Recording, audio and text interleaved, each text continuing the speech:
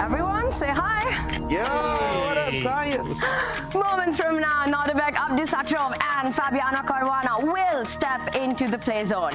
One of them will walk away with $30,000 and the spot in the $500,000 season final. We are ready. Under 1 minute now for Hikaru, and wow, what a move. Alireza, look at him. He's biting his sweatshirt. He doesn't know what to do. 8 minutes and 59 seconds, beaten by 1 second. Could he have swapped queens there? Oh, and Hikaru saw it immediately, and he's shocked. Oh. Magnus has had no struggles against Hikaru over the board. He should be happy. It's over. We have a winner. Magnus Carlsen takes it. He wins the Air Things Masters, the very first event. He's trading more. No. Oh, London is nice. It's time to go. Quick. Oh my God, 2 seconds. Oh my God. Here we go. Look at him celebrating. Oh my God. No more checks. Oh, and we see a reaction. Magnus is Oh no! Hikaru Nakamura. It's over. Yeah, he wins. Hikaru Nakamura is the winner of the Chessable Masters. Fabiano Caruana resigns. What an Armageddon game by Hikaru. We have set ourselves up for a dream final. We will have a winner today at the ChessKid Cup, and it will either be world number 7, Fabiano Caruana, or the 18-year-old Uzbek phenom, Nodirbek Abdusattorov, and to guide us through the day in the studio, Grandmaster David Howell, FIDE Master James Canty, Let's go. and Grandmaster Daniel Naroditsky. James, both players have been terrific this event so far. Who do you pick as a favorite to win today? Yeah, favorite's going to have to be Abdusattorov because he has to be beaten twice. He's already very strong. Of course, he made it to the grand final by beating Fabi. He's going to have to be beaten twice, so of course he's definitely a favorite. Nodirbek in the winner's bracket throughout. Fabi has to do it not once, but twice today. Daniel, how does he make it happen? Well, first he's got to win the first match, and then he's got to win the second one. Obviously, Nodirbek's form has been excellent, but so has Fabi's. He's just got to play steady.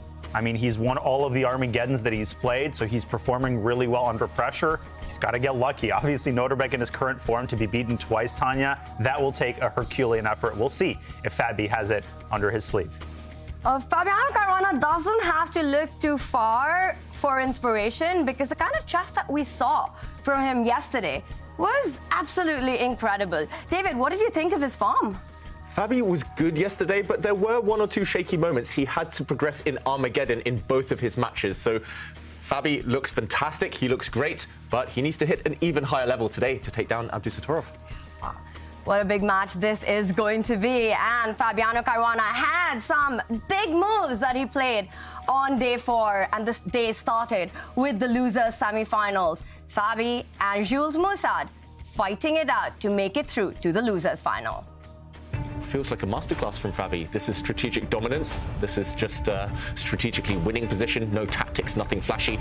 It's old man chess, as I like to say, just slowly accumulate the small positional advantages and they tend to count later on. It's domination here. Again, look at these bishops. This bishop is coming into e5. This black king is going to get mated. Yes, you have a pawn, but it shouldn't be quick enough. This is game over. Jules Moussad does resign. Fabiano Caruana playing a positional masterpiece. We panicked. Panicking. Rookie 2. No, you can't play it. 96. King 7. He's coming in. Mate. It's unstoppable mate on f6. Drop the king back. White's king is super safe. Knight Where's the f6, knight d7. Wins the rook. Oh my goodness. Unbelievable. These knights. We're going. Oh my goodness. We're going to And that's Armageddon. it. We saw Jules Moussad. He reacts. He did the impossible. I love this move by Fabi. Ambitious play, keeping that a pawn, and that's a super dangerous passer for Black to handle. This one is a clean win from Fabi if he's able to convert. Yeah, this is just a masterclass in not allowing the opponent any activity, any counterplay at all. Beautiful. That's going to end it officially. That's it. Fabiano Caruana takes the match against Jordan van Furst, and you can see the relief on Fabi's face. It's been a long day in the office for the American Grandmaster. We started with 8 top grandmasters at the ChessKid Cup. On day 2, it was the end of the road for Hikaru Nakamura and Alexander Shimonov. Nodirbek Abdusattorov has continued his run throughout in the winner's bracket. Meanwhile, Jules Moussad, Kolar's Dmitry, Alireza Firouzja, and Jordan van Furst all knocked out in the losers bracket, setting ourselves up for a grand final between Nodirbek and Fabiano Caruana. It is truly a dream final. I have to ask you, James, we saw Fabi grinding it out yesterday in the losers bracket, while Nodirbek got to enjoy a free day. Will fatigue be a factor? Yeah, fatigue is not going to be a factor for Fabi. Of course, he does this. He plays long hours. Of course, he plays in the Title Tuesday, sometimes both of them. He's doing his thing. He's also working out a lot, which is very important for, of course, your chess as well, which he believes. So I think he's good and rested. And after that long day of chess, Fabiano graciously joined us for an interview where he, to my surprise, mentioned that he considers himself an underdog today. Yeah, I mean, considering he has 2 lives, I guess I am an underdog in this match. But if I get past the first one, I do feel like there is some psychological edge going into the second one. But of course, I mean, he has 2 lives and he's been showing super consistent chess. It's going to be really, really tough, and I would be. I mean, I would be lying if I said I definitely don't feel like a bit of an underdog to win 2 matches against him. But I'll try my best, and I'm very happy to be here in the final.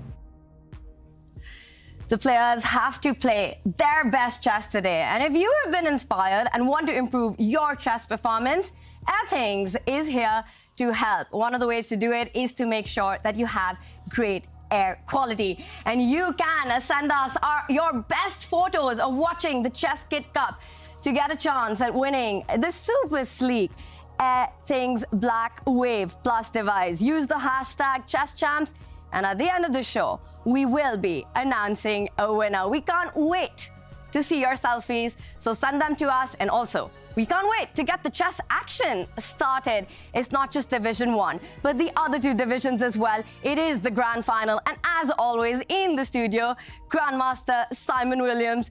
Big day ahead of us. Massive day. It's the last day. This is what everyone's been looking forward to, the crescendo of the whole competition. And obviously, we got the big encounter in Division 1, but Division 2 and Division 3 are very exciting as well. Let's have a little look, I think, at Division 2. A big grand final coming up in Division 2 between Fedorsev and Shak. And Simon, in percentage term, who do you hold as a favorite? Well, I think if it was one match, this would be a very close and very exciting match, because you've got Fedorsev, the big fish, who specialises in online play. He does very well in Title Tuesday and all the competitions on Chess.com.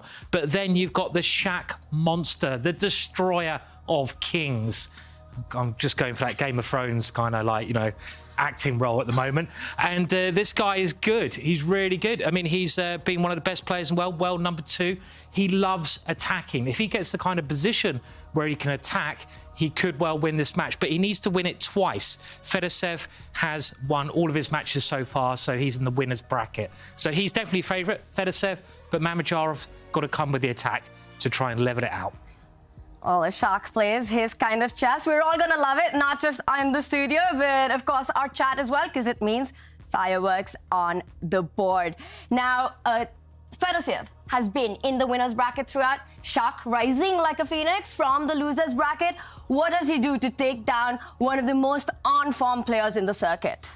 Well, you're right. I mean, Fedorov is just so good at online chess. This is where he specializes. Mamedyarov has even said in the past that he's not so good with the mouse. I understand that totally.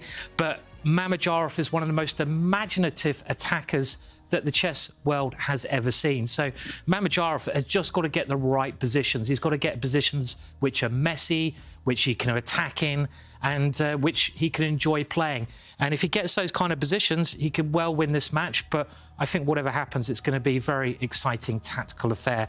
And we'll keep you up to date with everything that happens. And let's remember, the winner of this division goes through to Division 1, and they win $10,000, which is not too shabby. Yeah. Absolutely. It is big bucks, but that golden ticket to Division 1 of the next Champions Chess Tour event, and there's also a grudge match in Division 3. There is indeed, Tanya. Yeah, Division 3. And you can see here, it's on again. If you've been following this tour each day, you'll know that Hari Krishna from India has already played against Alan Pichot of Argentina, and Alan won that encounter earlier on. So Alan has made his way all the way through to the grand final and has to be the favourite, because he's got that chance where he can lose the first match and then he gets a double chance. But Hari Krishna is back facing him again. In their last encounter, Hari Krishna actually blundered a piece in the opening before move 10. Hari Krishna never does that. He's a legend. You know him very well, I'm sure, Tanya. Yeah, that's a shocker. And his openings are one of his biggest strengths. While the players have to bring in their best openings today, it is a day for them to avenge the losses that they've had earlier in the ChessKid Cup. Because in Division 1, we've got also a big grudge match. Take a look at what happened when Nodirbek, Abdusattorov and Fabiano Caruana played each other 2 days ago. Oof, poor Fabi here, just struggling to survive the next few moves. So accurate, it's crazy. Knight c6, it's on the board, he gives up his knight, and this is what a gonna be finish. crowned. He resigns, and Nodirbek Abdusattorov takes the lead in his match. You know you're probably crashing to defeat by Abdusattorov, and he just needs to try and give Fabi some practical problems. What? Whoa, you're gonna have to relax, big fella. What is that move? What? Desperation here. He's trying to block the white rook's path to that G-pawn, but I like he's gonna hold it up one move. And that should be a resi. Fabi smiling as well. It did take some work. I think this is in a long time a position that Fabi had to win. Looking good for white, I've got to say, and Fabi just wrecking his position. Fabi's fighting spirit here has been diminished. Unfortunately, no way to keep this one going. 2 pawns down, no counterplay. He's about to win a third pawn. That might trigger resignation. That black knight, no good squares for it to use, and I think Fabi, you can tell body language there, he leaned back. Has he resigned? He has. Abdusattorov takes the match. And that is their head-to-head. The last time they played in the best of 4, Nodirbek Abdusattorov coming on top. So Fabiano Caruana is playing for revenge today, the grand final. And we see it is a very close head-to-head between these two. David, 2 days ago, that match, Abdusattorov took it in 4 games, but it felt smooth. It might have felt smooth, but there was one game where Fabi was able to outplay him, was able to overpower Abdusattorov. That was Abdusattorov's only defeat so far in the tournament in an individual game. So Fabi knows he's capable. He's slightly ahead in the head-to-head scores there, but he needs to bring it in 2 matches today. It's an uphill struggle. He mentioned as well, he's not sure of his chances. And how difficult is that to deal with psychologically, knowing that you have to beat your opponent twice in 1 day? No, it's definitely difficult, and if you let it get to you, it'll crush you, right? You could lose immediately before the game even starts. They say it starts in the mind, Jedi. It starts in the mind. So you have to definitely take it one game, one match at a time, as Danya said earlier. Wow, it could either be a short day of chess, or we could be here for a while and we could have a long day of chess action, because take a look at the grand final format that's coming up. The players will first fight in a best of 4 rapid games, 15 minutes with a 3-second increment. If Nodirbek wins, he is the champion. Fabiano Caruana, if he takes that match, then there will be a grand final reset, which will have a best of 2 for the rapid games. And of course, if there's a tie, we will go into the bidding Armageddon. Daniel, what are the chances of us experiencing another wild Armageddon? Very high, actually. Higher than they've been really in any match. I thought we would get 0 Armageddons yesterday. We got 2, so this tournament as a whole has been anything but predictable. But obviously 2 players who are this evenly matched in at least one of the matches. If Fabi wins the first, they're even likelier to go into the Armageddon in the second one because they're just going to have 2 games, Tanya. But we'll cross that bridge when we get there. Wow, it is going to be a fun day of chess for all of us here watching and commentating. But for the players, it's going to be a big fight because on the line, so much. The winner wins $30,000, a spot in the season final, and also goes back with a digital Champions Chess Tour trophy. And this comes in 2 editions. One goes to the winner, and there is also a very special fan edition. You can go bid for your ChessKid Cup trophy on chesschamps.io. It comes with a very special VIP ticket to the in-person season final. Magnus Carlsen has already punched his ticket. Hikaru Nakamura is in. Today we will have the 3rd player who will make it to that season final. And we're all getting ready and excited as the clocks are ticking for the games to begin. And David, for Nodirbek Abdusattorov, having that rest day, what kind of openings has he prepared according to you?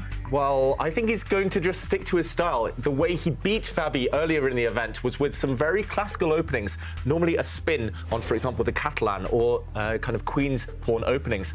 I do want to mention, though, having a rest day, for me, is not necessarily a good thing. You lose your momentum. Sometimes you get out of the rhythm. So Abdusattorov, he will have wanted to spend yesterday studying chess, even if he had some time off. And there we go. It is another Queen's Pawn opening.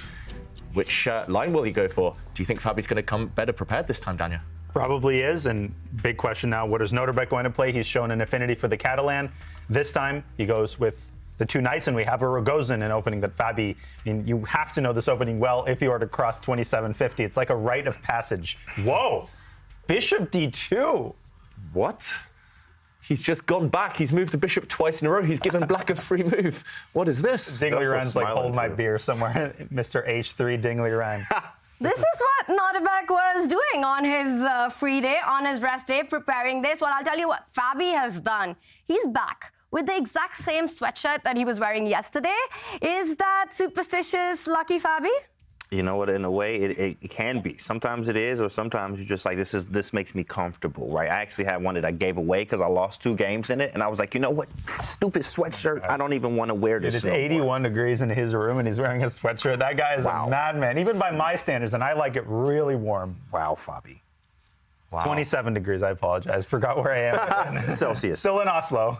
Still a bit warm, and the CO2 levels a bit high there where Fabi is. Meanwhile, White has lost a move. We mentioned the White bishop came out and kind of just retreated, head hung in shame there. But Black has gained a move, the pawn to h6. And Fabi, note how he's delaying castling. The Black king doesn't necessarily want to commit itself yet to the king's side because I think Abdusattorov might have ideas of throwing pawns forward on that flank. He's essentially created what we call a hook by forcing Black's pawn forward to h6, and later White can maybe use that pawn as a way to wrench open lines. And okay, we're about to find out. G4? Come on, Rook bro. G1, H3, G4. Don't you move your light squared bishop, because that would mean that Nodirbek, that his novelty was akin to Dingley Ren's H3. Because when he played it, I was commentating, I thought Ding is preparing G4, let's go get it. Right. Nah, he was just trying to stall a move. Wow. Didn't turn out very well for him, did it? This is the moment of truth. Wow, so Abdusattorov can choose 2 different strategies here. The solid approach, just develop White's light squared bishop, try to castle the White king. It's going to just be very balanced there. Or you go straight for the attack, forget about the White king, go for the Black king. James, I know which one you want to see. Yeah, I'm just going to play G4 and just hope for the best. Now, of course, you actually have to calculate something there, but G4 is nice. Oh, my goodness, it's so fun to play moves like that. G4, obviously, knight takes rook G1, and then he might play F5 or bring the knight back. The problem is the dark square bishop is locked in. Of course, we would like to take on H6 with the bishop, but it's not possible. We also would like the castle queen side. That's not possible either. So we might as well just develop pieces here. Bishop D3, you know, Abdusattorov style. Just develop. Bishop D3, castle king side, and then maybe play for E4 or whatever position gives us later. Yeah, he might go for a queen move as well, just to kind of maintain the tension. If White's light square bishop comes out too soon, it might be forced to move again over the next few turns. You don't want to lose too much more time if you're Abdusattorov. And he was the one who elected this kind of strange, funny-looking variation, losing a move with white, but now he's the one pausing as well, spending 2 minutes in the tank here. Well, it was really hard to predict the move short castle. I know that's a very unexpected move by Fabi, really throwing a wrench into the opening preparation. But we have talked about this. Sometimes when you over-rely on the engine suggestions, you can actually miss very natural moves, and your view of the position can get distorted to where you think, oh, you know, something like a7, a5, that's totally natural because it's the engine's top line. Or Nodirbek just prepared two different systems. Maybe he looked at rook g1 or g4. Maybe he also looked at bishop d3, and he's just trying to weigh these options, but that's less likely given how much time he spent, Tanya, and he finally elects bishop d3. Boo. Bishop d3 on the board by Nodirbek. We still might be seeing that g-pawn advanced on the board, intentionally provoking Fabi to make that h-pawn move so that it can become a hook for a potential kingside attack. In these openings, very often for white, you delay the development of the light squared bishop because you don't want to waste a tempo if and when black captures the central pawns. Now, Fabi's in a think, and what chat you don't want to waste is the opportunity to send us your selfies because you could win the Air Things device. We will be revealing the best photo. Show us your best photo of watching the ChessKid Cup, and we'll bring it up on the show right now, David. Bishop d3. Is there still hope for a potential rook g1, g4? Yes. That being said, Fabi is retreating now and getting ready to strike in the center. Fabi's last move, it looks a bit odd as well. Black's bishop came out, then retreated. And Fabi just wants to throw pawns open in the center. Black has castled. Black is slightly ahead there. And Daniel, I saw out of the corner of my eye a bit of a kind of frown from you after this last move. It's in fashion. Both sides have wasted a tempo, and we've sort of transposed to a type of semi-Slav, not exactly, shall we say, we semi-transposed to a semi-Slav. And Fabi is playing regular semi-Slav moves, b6 and bishop b7, and often black strikes actually not with e5, but with c5. The reason Nodirbek played b3 is to discourage the very typical idea that Tanya mentioned, which involves taking on c4 and then pushing e5. You can still take on c4, but then you're giving up a large share of the center. So I think Fabi is more likely going to orient his play around c5. He doesn't have to play it immediately. He can play rook c8. He can play queen e7. It's a pretty quiet position. Pretty quiet position, and Abdusattorov reacts by moving his queen out. I completely agree. I think black is going to keep the tension in the center now. But it's about who strikes first in the middle of the board. For example, if black does line up the rook with the white queen, maybe now white will take the opportunity to step forward, and chaos could be unleashed here. Black could quite likely here step forward himself. You could capture a pawn before challenging the center a bit later on. He keeps the tension with his rook. He's definitely going for e5, it feels like, with this last rook slide. And yeah, it's just so tense. I never know when to pull the trigger, when to step forward or wait for the opponent. It's just kind of a guessing game right now. They're tiptoeing against, around each other, just staring each other down. What do we think here? Is he going to push his central pawn first? Is white going to be the first one to strike and try to gain extra space in the middle of the board? He definitely said no there with rook e1. I was actually looking at e4 to maybe e5. That's really wild there. e4, e5, and like all that tension there in the center is like ridiculous. Get me out of here. You know what I mean? That's the stuff you don't want to see, right? It's just very hard sometimes to play those type of positions. But rook e1, I guess he might be meeting e5 with e4. It is possible. That's a crazy line. Like, let's actually, e5, e4, let's take a look at that, David. What happens there? e5, e4, there's just too much tension. Just aesthetically, I want to play c5 with black, but probably doesn't quite work. c5, unbelievable. And then white plays b4. Never seen a structure like this before. Yeah. Wow. The valuation bar is not impressed there for black. I guess the idea would be to capture in the center here, and if the white knight takes, at the very minimum, black could just trade off everything in the middle of the board and probably isn't doing too badly. Maybe there are some tricks. I'm looking in this direction. But either way, complicated stuff. He's chosen something else here, Fabi. He's traded pawns on the c4 square, and now I'm guessing he wants to push this pawn forward to open up his bishop along the diagonal. Watch out for this knight being captured and white's pawn structure being shattered a bit later on. I like this a lot because bishop takes f3 is not such an easy threat to parry. You might have to move your queen back to d1, your bishop back to e2. Maybe I'm influenced by that evo bar, but I'm just not all that impressed with the way Nodirbek has positioned his pieces. He might have to go knight e4 and start bailing out and trading some pieces, but he might end up with some weaknesses in the center when all of the smoke clears. Yeah, feels like white is the one with questions to answer here. I don't like the way this opening's turned out for Abdusattorov. Feels like Fabi solved all his problems. Actually, it's white here who needs to be very careful. Strange decision to go for this opening. I think the experiment with the bishop retreat earlier, it's just backfired. Backfired at this early stage. 94, you caught it on the board. Just trying to trade pieces, but you're just trying to trade here to equalize with white. Nothing more than that. So most modern day novelties go.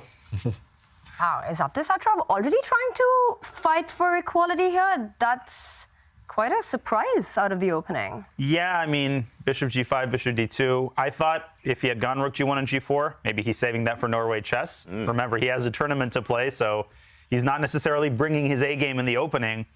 I don't think that black is much better or anything like that. I think Fabi's advantage is still very modest, but like David said, Nodirbek has to tiptoe very carefully the next 5-6 moves. I think he should be able to hold his own here, though.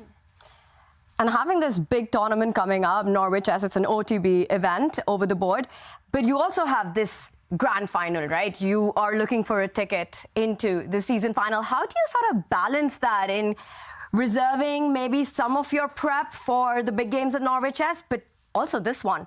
Probably a really big moment for Nodirbek. Absolutely. I mean, being versatile, of course, as you see, universal. I mean, Nodirbek plays c4, he's played d4, sometimes some knight f3 there. So sometimes you just don't know. And as you see at the higher level, especially if you check, I really like to check top players' games and their repertoires. And as you see, over time, they become more universal players, which goes back to a quote that Fabi said that I actually use all the time. Most of the top players are universal, but what separates them is the calculation, right? Huge part. So, of course, I think he has some prep for that, too, as well. You never know, because they stay universal.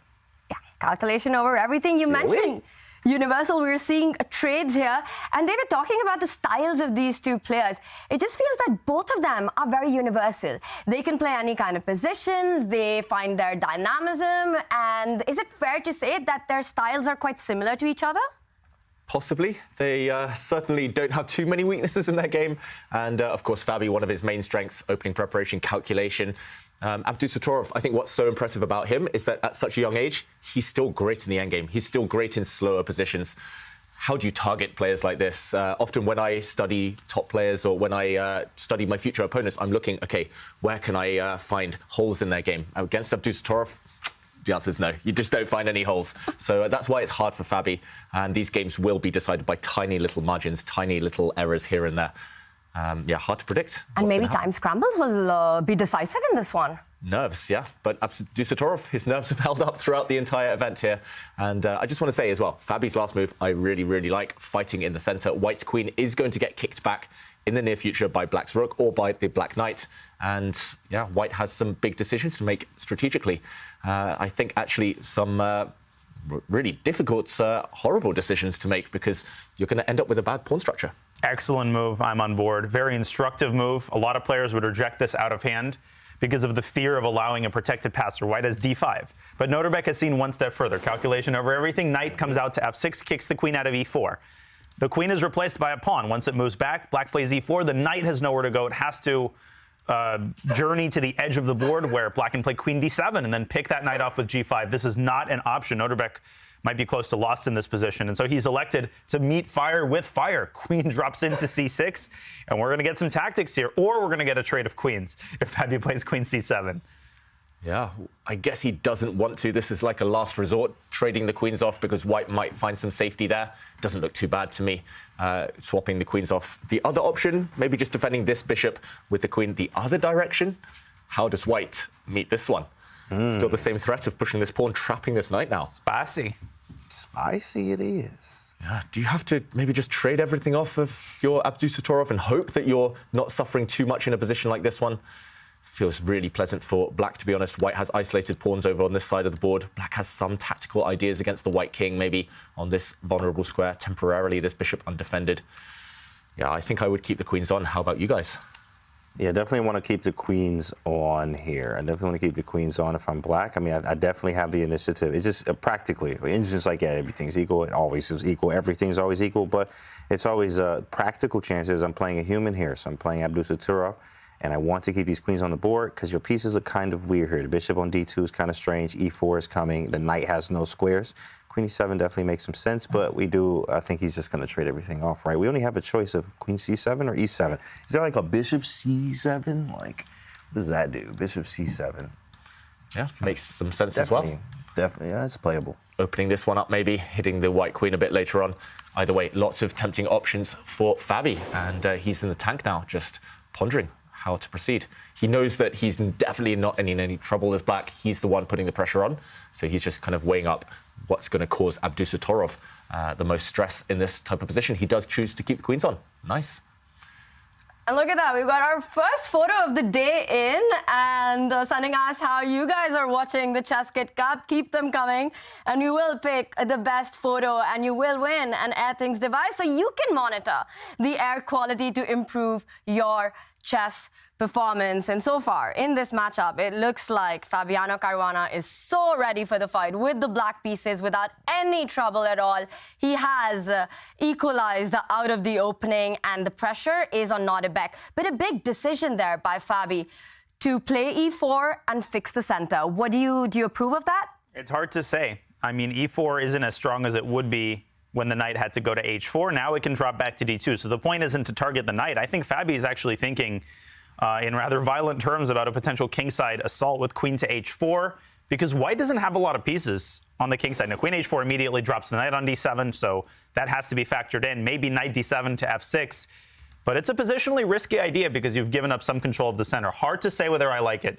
David, I'll ask the highest rated player in the room. Oh, I don't know, Danya. I completely agree. I think he woke up and chose violence because he has just played knight f6. And I'm just wondering, I don't know if it works. The evaluation bar's still in the middle. But for example, if white pushes a pawn, can we go for this typical Greek gift sacrifice? Here we call it the Greek gift because you kind of lure the opponent out. The white king is forced out, and the evaluation bar's still not reacting, just bang in the middle. How can this be equal? Here you check the white king. Two options to go forward or back. If you retreat, I do fear for the white king. Still equal. Still equal somehow. So apparently you can do anything you want and it's just going to be equal. It feels like this is leading to checkmate, but apparently white has enough. Maybe after knight f1 there is nothing. It's crazy. Wow. Yeah. It looks like the white king can just hold on in the corner, and white. Perpetual. Yeah.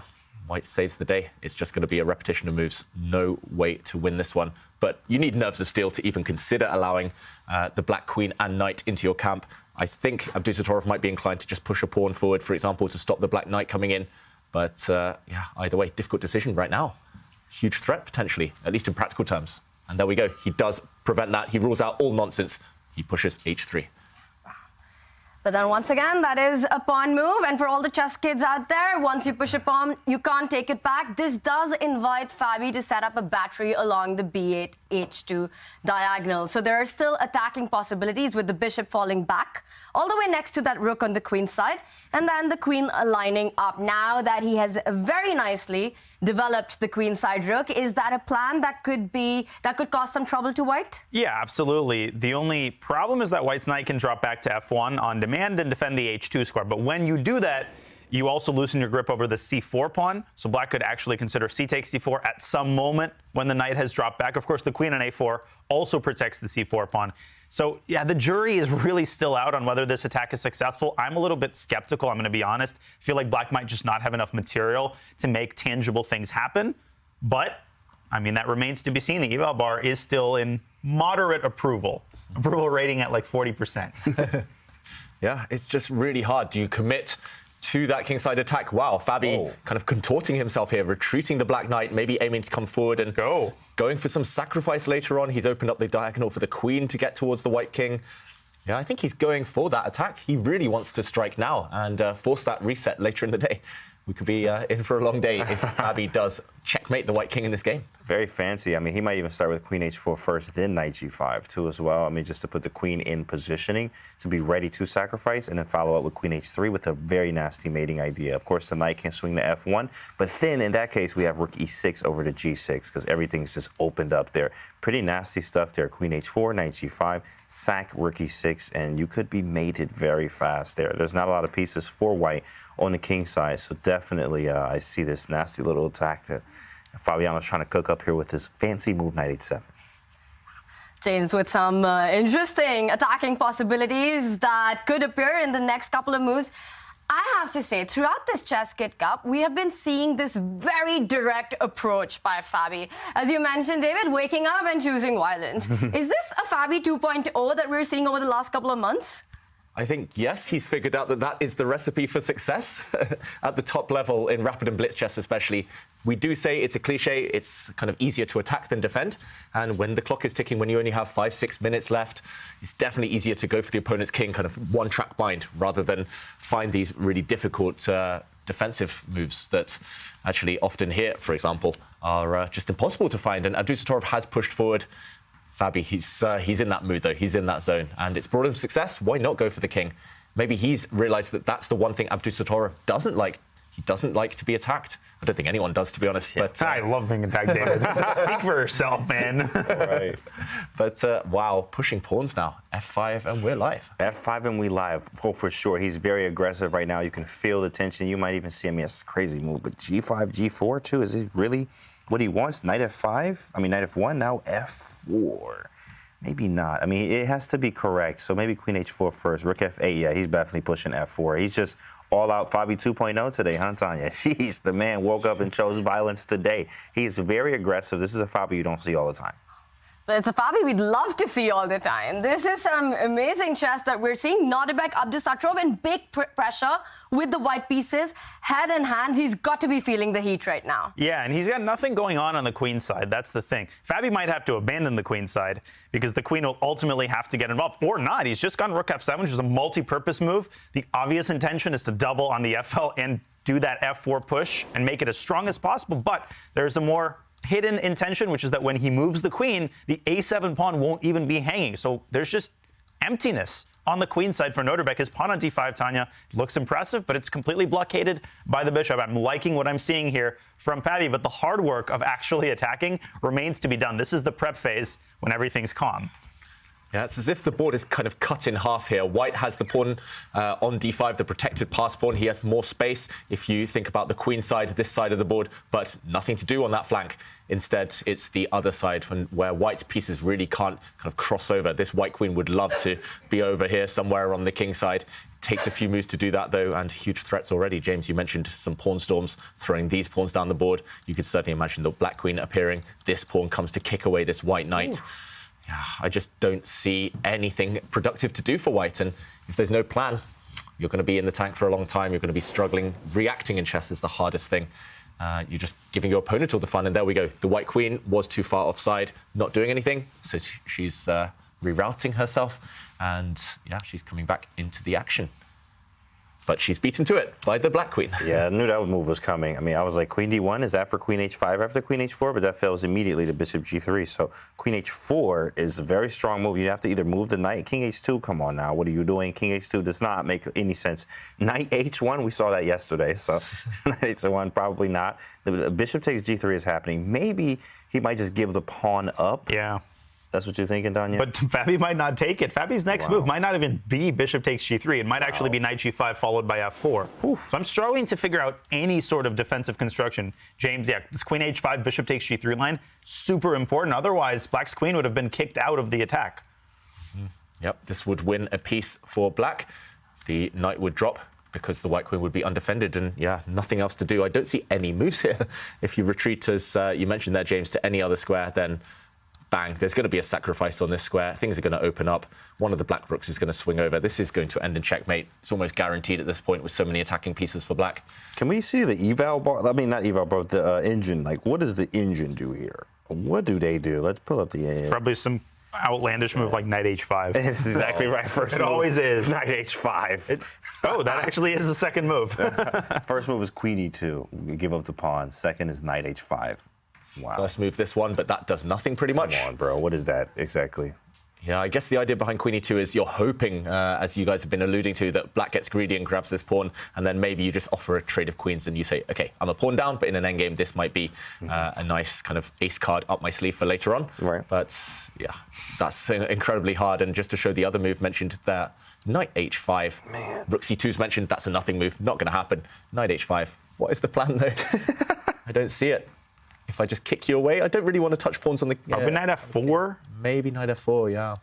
And you give up a pawn, but you release a lot of the pressure. And now maybe Bishop D2, I don't know. Still looks quite bad, honestly. Like, even if black quote-unquote cooperates, that's a bad sign. Like, your opponent does what you want him to do, and it still sucks. Wow. I guess at least now you have a nice open diagonal for your bishop. It looks pretty. Queen Let's d4 would be down. nice. Queen d4. Queen d4. Unfortunately, covered that square. It's a difficult decision. He's down to 3 minutes, Abdusattorov. What's he going to find? Is he going to play one of the moves recommended by the computer? They aren't easy, they aren't natural, and even those give black the advantage. Yeah, Fabi, he started like a man in form, just determined. Look at the focus on Fabi's face. I mean, focus Fabi, you can tell he's in the zone, right? He also wants that revenge too as well. Rook c2, he played rook c2, he found that one. And that was actually the third best move by the Indian. But it does give up the pawn. You bring your rook to the defense. Where do you find your compensation if Fabi gets greedy here? Well, there isn't even that much compensation. You're just happy that you're not getting mated in the next 5 seconds. But Nodirbek is bracing for impact. That's what his move indicates. He has abandoned, he has abandoned desires of landing the plane safely. He knows the crash is going to happen. He's just putting his hands over his head. And that's a very annoying way of defending. Fabi has to time f4 correctly. If you play it too soon and your center collapses, this game is going to turn around. So it's far from over. I vote knight g5. Keep building it up because bishop takes g3, as David said, it's kind of in your pocket for later. Yeah, no rush. Often building up as well is the most annoying for the opponent. Just keeping that tension, especially if the opponent's low on time here, like Abdusattorov is. Keep the tension, keep asking them those difficult questions. If you take the white knight, yes, you've pocketed a pawn, but actually white's play might become a bit easier. At least white has a passed d pawn to bank on. White knows an endgame might not be that bad for him. So, yeah, just confuse the opponent here. Keep the tension. Pass the move back. Knight g5 and we live, as we always say. I mean, that's just a nice move. Put the knight on g5, and there also are some possibilities almost as this sacking on h3, right? Maybe doubling the rooks. You have all the play here from black's standpoint, and we're up a little bit of time. That's a great ChessKid point, though, right? Not to get greedy, but to play for initiative and keeping the pressure on the board. So many of us would just rush to pick up that knight, pick up that extra pawn. But it's so much more difficult for the opponent if you can keep the position cramped for him and keep building the pressure. Fabi does exactly that, but with a different move. Rook to f8, knight g5 in the pocket. But it's what you guys said.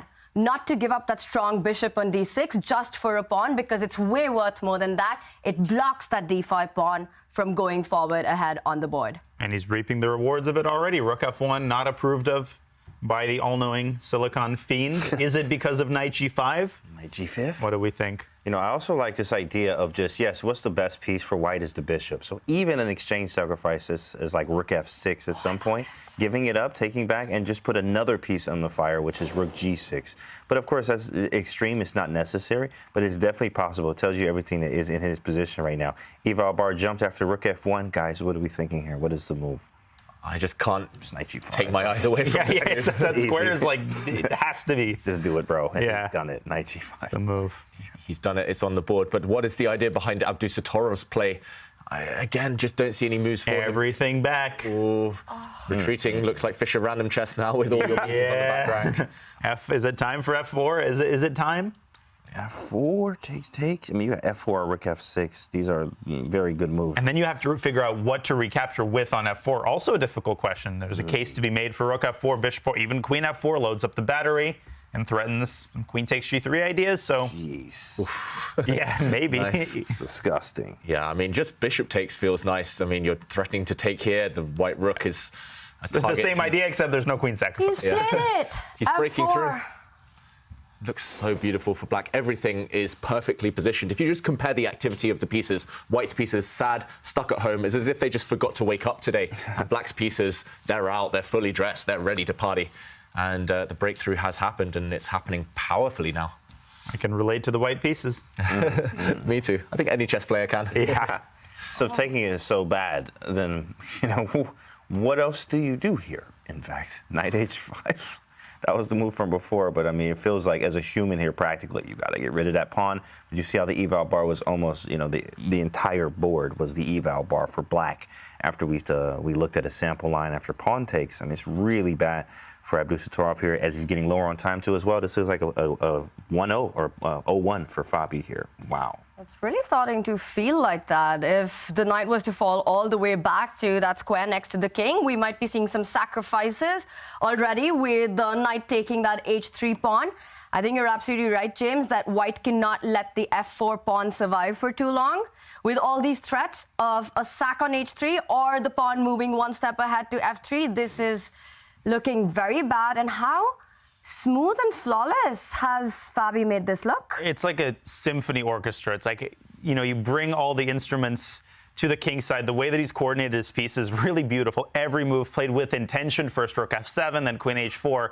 And there is a feeling of just total dexterity when you watch these top players handle attacks and pieces so smooth. He plays f4 at the perfect moment when all of the pieces are involved in the attack. This one seems to be very close to being over. You're making it sound like poetry right now. The way Fabi's played with the black pieces, every single piece on the board and every pawn doing its job. Is this a sort of a one for the history books to learn how to attack, David? Yeah, textbook stuff. Just for all the chess kids out there. Yeah, just look at this game in terms of how to coordinate your pieces. And yeah, this is the type of game we rarely see at the top level where it's just so one-sided. It's often, I shouldn't say this, but it's the type of game you see when it's a higher-rated player versus a lower-rated player. One side is passive, the other side is the one doing all the work, improving their pieces. But at least he's got the queens off. Nice move there. He's going to end up without any other pieces after f takes e3, though. That's the problem. Yeah, that's the problem. Yeah, f takes e3, you just win. I mean, you can also play f3 too, but f takes e3 is just material, grabbing some material. But okay, I guess like you're not getting mated, you know what I mean? So I'm not getting mated anymore, but I will lose some material here at the very least. Yeah.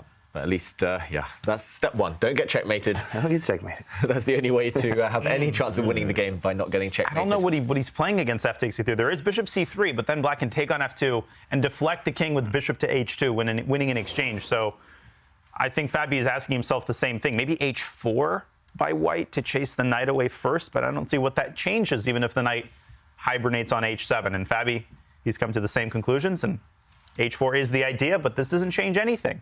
The knight has done its job. Wow, f3, ugly stuff, but at least he's found an escape square for his knight. He's going to be 2 pawns down, however, at the very minimum, after pawn takes pawn simply on this square. Fabi doesn't need to rush. This pawn is not going away in the near future. There's still a pin along the f line. Oof. He's got that passer, though, on d5. Maybe he's pinning his hopes on that. Sure. Also the time, too, as well. I mean, he's under a minute here. I mean, honestly, this was a masterclass. This was a crush compared to 2 days ago. This is a whole different Fabi, especially with the black pieces, too, as well. They say win with white, draw with black, top-level chess. But here, he's looking like he's about to win with black, and then you're going to give me the white pieces. And we're looking, you know, this could be another type of match here, completely turned around, having to beat Nodirbek twice today if he wants to win the whole thing. Yeah, and I said it before the game started, rest days, they're the worst. I hate rest days. I think I went through a 2-year period where I always perform badly after a rest day. You just lose all momentum. And Abdusattorov, he was playing like a god in the first section of this tournament. Fabi yesterday, he stayed match sharp. He was playing games. He's still in the zone. It's just so incredibly hard to play after a rest day. It feels like he's lost everything, all the power he had, basically, just from 2 days ago. Abdusattorov, this first game at least, he needs to just get it out of his system. He's crashing to defeat here. It's still a long way to go, but not an auspicious start. That is so interesting. Do you guys agree that having that rest day when you've got this great form going, you've got the momentum in the tournament, we've seen the way Nodirbek has been performing. He's the one who actually knocked down Fabiano Caruana to the losers bracket. And then you get this free day, which to us might feel great. You've got the opportunity to prepare. But does that also hamper your momentum in the tournament? Yeah, it depends how you're doing. When you're losing a lot of games, it's great to get a rest day. Even if you don't feel like having a rest day, you feel like, I want to play again. But you're actually tilting and you're losing a lot of games. When you're playing extremely well, I agree completely with David. You want to sit down and play. You're playing well. You know, everything's happening. And then suddenly that break in momentum, it can really hurt you. Nodirbek's still trying here, but Fabi, I think, has enough time and enough technique to put this one home. Yeah, 2 pawns up, a little bit of extra time on the clock. It should be a matter of technique, as they say. I hate that phrase, but I just used it there. And he just needs to make sure that somehow he gets his knight into the game again for black. He needs to make sure that at least one of his extra pawns survives, and he also wants to ensure that white's passed d pawn. You've alluded to it a few times there, Dania. It doesn't at least cause some distraction a bit later on. Pushing now, bypassing the white knight. I love that move. I loved it. I loved it because King G2 was super annoying. I was like, yo, King G2 is so annoying. Yeah, it is very annoying because it wins the E pawn. It wins the E pawn, right? And you wanted to Prophylaxis. play, exactly. You wanted to play G6, but now he's going to G4. That was the whole idea of G5. Very strong from Fabi, right? Saying, what did you want to play? Oh, you want to play King G2. If I play G6, you go King G2, then you move the knight back. I go G5. When you play King G2, I play G4. As we see on the board, very strong from Fabi. But got to move a little bit faster here. And of course, when the time gets low, as we've seen before with that game with Musar, Jules, he was winning, right? Things were fine, got low on time, and it collapsed completely. So he is getting in that territory. The players are playing on seconds. Amazing chess, but they burnt the clock while getting there. And now the e3 pawn is under fire. You could jump with that knight to the edge of the board, but the white rook will pick up the e3 pawn. This is... Yeah, but you win a piece there, I think. Knight F4, Knight H3, and Rook F2. And Fabi has to see that. If he sees it, he wins. Does he see that Knight H5 wins? I think it wins a piece. 20 seconds. You're right. Will he play it? Same amount of time. He does it. Knight H5. It's still not over even. He's going to win this knight on F1, and Nodirbek's going to send his d-pawn down the board. It's happening as we speak. Daniel, knight h3 check. You can give a check with the rook. You can win that knight, but white does pick up a bunch of pawns. The players are playing on seconds now. You're up a piece, but that knight is far away from play. The d-pawn is advancing. How? Take G4. Is this tough, or is this easy for Fabi to convert? The good thing is he doesn't have too much choice. The black knight now is stranded, but it only has 2 squares to come back to. He finds a nice good square. D6 might lose the knight. Fabi might be trying to give it away for the d-pawn, but that ensuing rook endgame isn't as easy as I think Fabi thinks it is.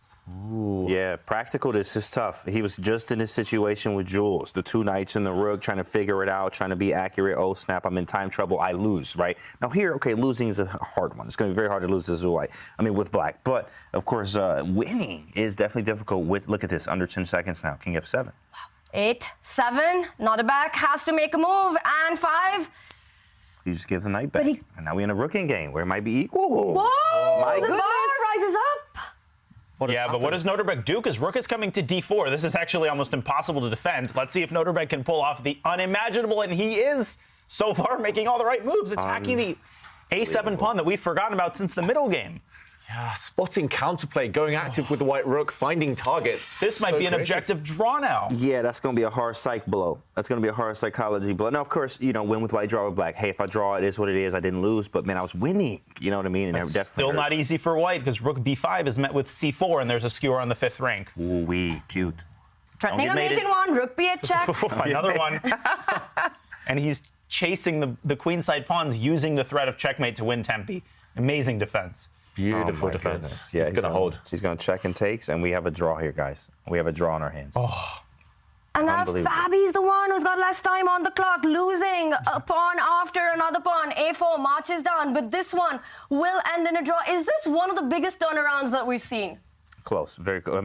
Yeah, we're just going to have to say yes to that. Like, Nodirbek was definitely losing. The position was gross. Imagine with the queen on h4 and the pawn on f4. How did you get out of this, right? He was down a piece. And now it's a draw. He was down a piece, correct. Still tricky is Fabiano threatening rook g6 and rook g5. The one thing that would kill white right now is a rook trade. Avoid that like the plague, and Nodirbek. Go forward. King d7 is forced, but that's a complication because black can step up with his king. Ooh, and there's still some work to do. Come on, Danny. Oh, but that's a buzzkill. And now you can give a check. Drive the king to the edge of the board. Man. Repetition coming up. This guy doesn't miss. Yeah, that's right. Oh, that's actually a pretty repetition that we're going to see now. Sick. Look at this. Draw. Forced, right? Check, check, check, check. Yeah. Nowhere for the black king to hide. The game is about to be drawn. Wow. I wrote him off too soon. I cursed Fabi there. I jinxed Fabi. What a save by Abdusattorov. I would be so mad. I'm not even going to lie. It's hard not to be mad at a game like that if you're Fabi. Really, you have to really get over that fast, get to the next game, because if you don't, it can affect the next one. Well, now he knows how the Miami Heat are feeling. He was so mad he didn't sit even for a second, just left the screen as we saw there. Fabiano Caruana completely winning, a flawless game played by him in round 1, but you give a player like Nodirbek just one chance, and that's all it took. Active defense from him. Some amazing resourceful play in that endgame. David, where did it all go wrong for Fabi? Well, Fabi, as we mentioned, had it in the bag. He won material. He had that huge attack earlier. He cashed in but his conversion technique was not precise. And it was here. I think he played the most natural move on the board. Knight back to f4. It looks good, but the problem is now you cannot stop this pawn without giving back your knight. The king now is in contact with this knight. The black rook is torn in two minds, cannot go after the white pawn without dropping the piece. Instead, if he had maybe had a bit more time on his clock, he would have for sure played knight to f2 check, gaining time using the technique of check. And no matter where the white king goes, you can maybe get your knight out of the way with gain of time. And later, your black king will be able to step across, or the black rook will be able to go back to stop this white pawn. Black, with an extra knight, would most likely have won this game. What a game this was by both players. Fabi, absolutely amazing at the start, and it could have been a brilliant finish, a textbook finish, but it wasn't to be. Nodirbek Abdusattorov, he did bounce back and manage to equalize that game. It starts with a level match score, and they will be playing 3 more rapid games. This has really set the tone for what the day is going to be like. And we are going to go into a short break, but it's clear you don't want to go anywhere. Get your popcorn ready. It's going to be a fun day of chess.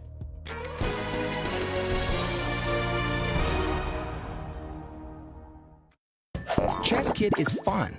Chess is great for the brain, but it's also fun to play. And ChessKid makes it easy to have fun. Whether your child is a total beginner or a prodigy, they can hop on and find a well-matched opponent from around the world at any time. ChessKid is the safe, parent-approved way for your child to play chess online. ChessKid is educational. To kids, it feels just like playing, but chess is a great way to learn patience, strategy, and critical thinking. ChessKid features a comprehensive training program that guides kids to level up on their way to mastery. There are more than 50,000 chess puzzles and a whole library of entertaining videos that teach strategies, tactics, openings, and endgames specifically for kids. ChessKid is easy. Whether you're a parent helping your child, a coach managing dozens of kids, or a school of hundreds. Signing up is free and easy, so what are you waiting for? For over 75 years, we've witnessed moments that will last forever. Records and trophies, firsts and onlys, game-changing innovations. From the heroes we admire to the joy of watching them play. Our history defines us, inspires us, and pushes us into the future. Celebrating 75 years of changing the game. Puma, forever faster.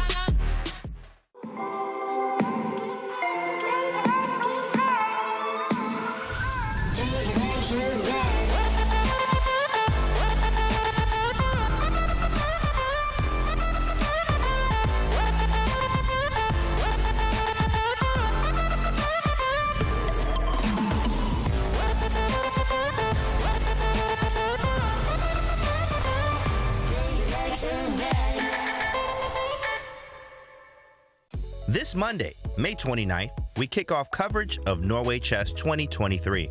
This event brings 10 elite players together for 10 days of top-level chess, including 4 names from Division 1 of the ChessKid Cup: Hikaru Nakamura, Caruana, and Abdusattorov. They are joined by Magnus Carlsen, among others. As always, catch live cameras, commentary, and interviews right here at twitch.tv/chess. Tune in this Monday for the kickoff. An air of focus, concentration, performance. Airthings puts you in control of air pollutants that cloud your work from home space, shifting your state with every breath. Find your air of clarity now. Obviously. We're loving the chess and we're loving the selfies that you have been sending us in. Watching the ChessKid Cup. Keep them coming because you could win an Airthings Wave Plus device to monitor your air quality so that you can also play some inspired chess like we've been seeing in the ChessKid Cup. James, do you have any advice for everyone who's watching? You've got a very strong IG game. Yeah, absolutely. How can they win this? Guys, just be yourself, okay? And actually take some extravagant pictures, all right? Don't do nothing crazy. We don't want you hanging on nothing, hurting yourself at home. This is a family channel. But at the same time, maybe, have the dog with you, have the baby with you, have some friends with you, make funny faces and poses, and take that picture, and we'll be waiting for that one. Meanwhile, we've also been seeing some picture-perfect chess there by Fabiano Caruana and Nodirbek Abdusattorov. A thrilling game one. David, the way it ended, was it perhaps a psychological victory for Fabi, the position that he got with black? Well, a psychological victory the first half of the game, but a huge blow the second half, how it ended. If you can't win from that position a whole night up, Fabi's going to start doubting his belief to win the whole match, let alone a single game. And Abdusattorov, what tenacious play. Yes, he was losing for most of it, but he made it hard for Fabi. Finding some of those winning moves there was extremely difficult, and with no time on the clock. Yeah, we can't blame Fabi too much. Just great play from both sides. And we're into game two. It's a Sicilian defense. I haven't seen that one. I mean, I don't. How many Sicilians have we seen, Danya?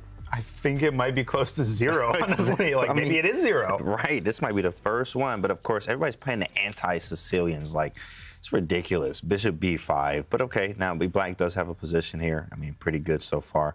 So it's going to be fun, though. Yeah.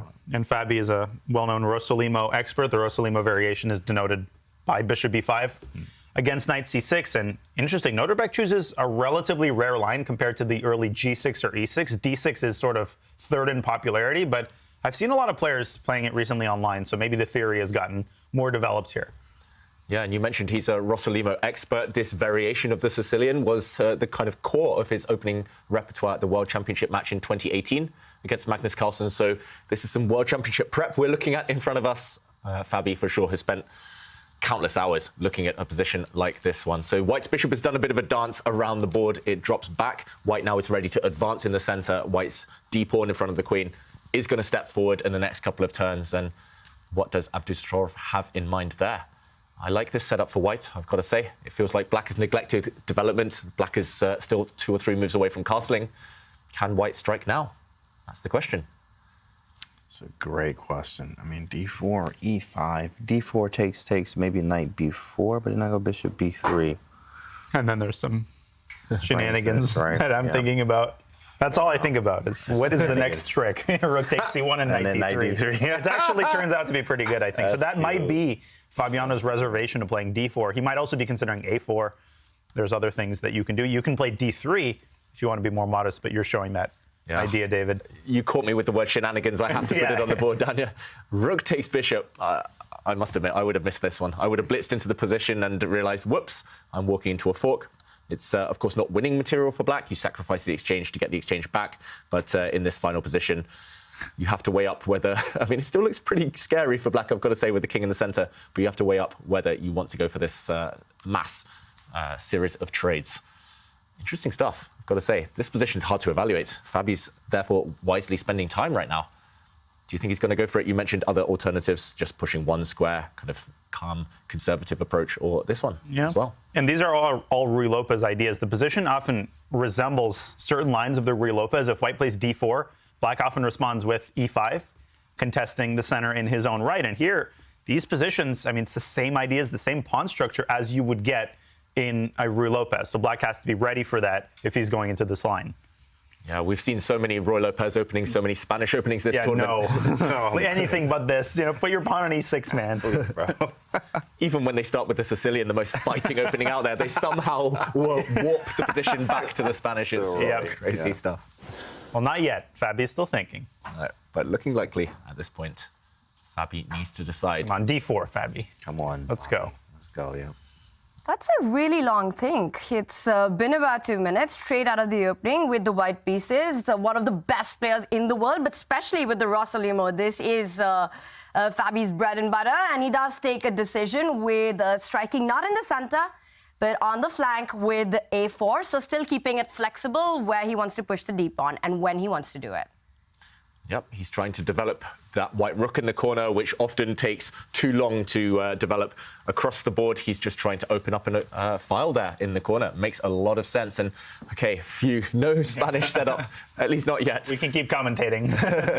Abdusattorov getting ready to fianchetto the black dot squared bishop. And we got a great feature chat there. If I buy things, will I be as good as the chess player Fabi? How many ELO points do you think you gain with the good air quality, James? Well, usually everything, and we always say this at the stream too as well, is it comes with 100 ELO, but the ELO is sold separately. So you're gonna have to, you gotta. Elo not included. It's not included, but it's around 100. You can get 100, but it is sold separately, just so you know at home, so you don't lose your mind and you get mad when you don't get your 100 Elo. So. Wow. Okay, so James, they're spitting some facts, but you might not have to buy it because you can win an Air Things device by sending us your selfies, watching and enjoying the ChessKid Cup. The wackier, the better, but keep them coming, and we will reveal the winner at the end of the show. Yeah, I can tell you that all the top chess players, they have them these days. Every time I go around to Magnus's flat, he has, like, no furniture. It's just an Air Things device in the middle of the room, basically. So it seems to work for them. It can't hurt. No furniture, just an Air Things device. Meanwhile, a pin. You pin and you try to win if you're Abdusattorov. That's black bishop exerting pressure on white center indirectly, pinning one of the white knights, which does protect the key d4 pawn. It does feel loose for black, Dania, somehow. Tactically... It feels loose for both sides. It feels loose for white in the sense that his center is loose, but developmentally and fundamentally, black is kind of nibbling around the edges. White's got better control of the center. Of course, things could calm down if Nodirbek fianchettos his bishop, which he likely will, and Fabi brings his knight out, then Nodirbek castles. We enter a more peaceful stage of the game. But it did feel like maybe white can try to exploit the uncastled king, but I think white's got bigger fish to fry. Yep, he's just gone for a nice space advantage in the middle of the board. If you control the center, you often control the game. You can choose to play on the wings a bit later on. You can also step forward in the center, kicking back the black knights, kicking back the black pieces.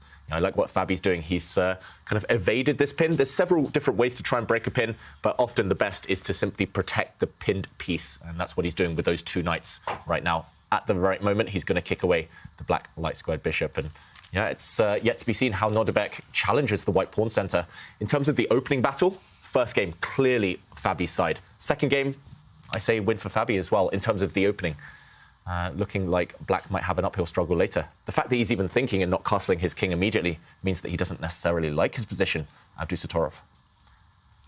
Very good point there, of course. As B5 is weak too as well. We do have an open A file. Your king is not castled. My pieces are developed. And I have the flexibility of the options to push D5 or E5. I can also play H3 at some point, kick the bishop away, and grab the bishop pair. That's going to be huge later when this game opens up. I have the bishops, you won't. So, of course, white is definitely who you would like to play here. Of course, you got to be careful of the C2. Obviously, the C file with tactics that could arise if you're not careful, trying to develop your queen. Bishop could go to D3, attack B5. We get off of the C file. There are things here, and definitely want to be white in this position. Yeah, I think you might be right. Maybe this is on the cards next for Fabi. First, surely we'll see Abdusattorov castle. There we go, just as we say it. And H3, as you mentioned, kicking away this bishop. You don't want to part with the bishop pair. Long term, these two pieces will wreak havoc. So black has retreated indeed. And maybe now's the time to start going for this pawn. What else could white consider here? This knight's a bit in the way. Maybe we can find a better circuit for that in the near future. Just looks really pleasant. So many options. Later on, you can consider these pawn pushes. Yeah, Dania. Knight b4 is a semi-annoying idea. Of course, it can be met with bishop b1, but it could be the response to bishop d3. Of course, white could give away one of his bishops, and it's really not the end of the world. You could play bishop d3, knight b4, and then, for example, queen b3, and recapture with a queen. And you have to understand how this impacts the position. I find these kinds of things really hard to evaluate. Choosing a move in a position like this is hard, and Fabi decides on something very committal, d5. Yeah, he's been direct. You said it earlier in the day, Tanya. Direct to every opportunity, just always stepping forward, always going on the front foot, always forcing the opponent to react to his threats. What do we think of this one? d5. Committal, because this bishop opens up, but looks nice to me. Forcing a question of this knight. I love it. I love this style of play, and the pawn push to d5 vacates a square for one of the pieces on d4, either the bishop or the knight, but right now that c2 bishop is hanging, it will fall back, and we see a sequence of moves there happen. Rook 8, a rook trade has been offered, and now Fabi is having a think. He's got such a big task ahead of him, because today he has to beat Nodirbek in 2 matches, but it's not only in Division 1 that we have the storyline. Also in Division 2 and 3, we are seeing some grudge matches and some big finals, and we'll get a quick update on that. Simon's joining us in our studio. Simon, fireworks there as well? Yeah, well, another player who's in the same situation as Fabiano is Mamedyarov. Mamedyarov has to win against Fedyasev twice to get through to Division 1 the next time and win Division 2. 2. So we can see his position at the moment. Very quick update here. He has the white pieces. He played quite an interesting opening. He got his kind of aggressive stuff going, and he's got what I would say is a dominating position here with the white pieces. I mean, he's still got to put the ball in the back of the net, but it certainly, to my eyes, looks like he should be doing that here against Fedorsev. And that would mean he will take a point lead over Fedorsev and get a little bit closer to that result of maybe qualifying and doing well there. What he's got to do in the position, he's just got to queen a pawn.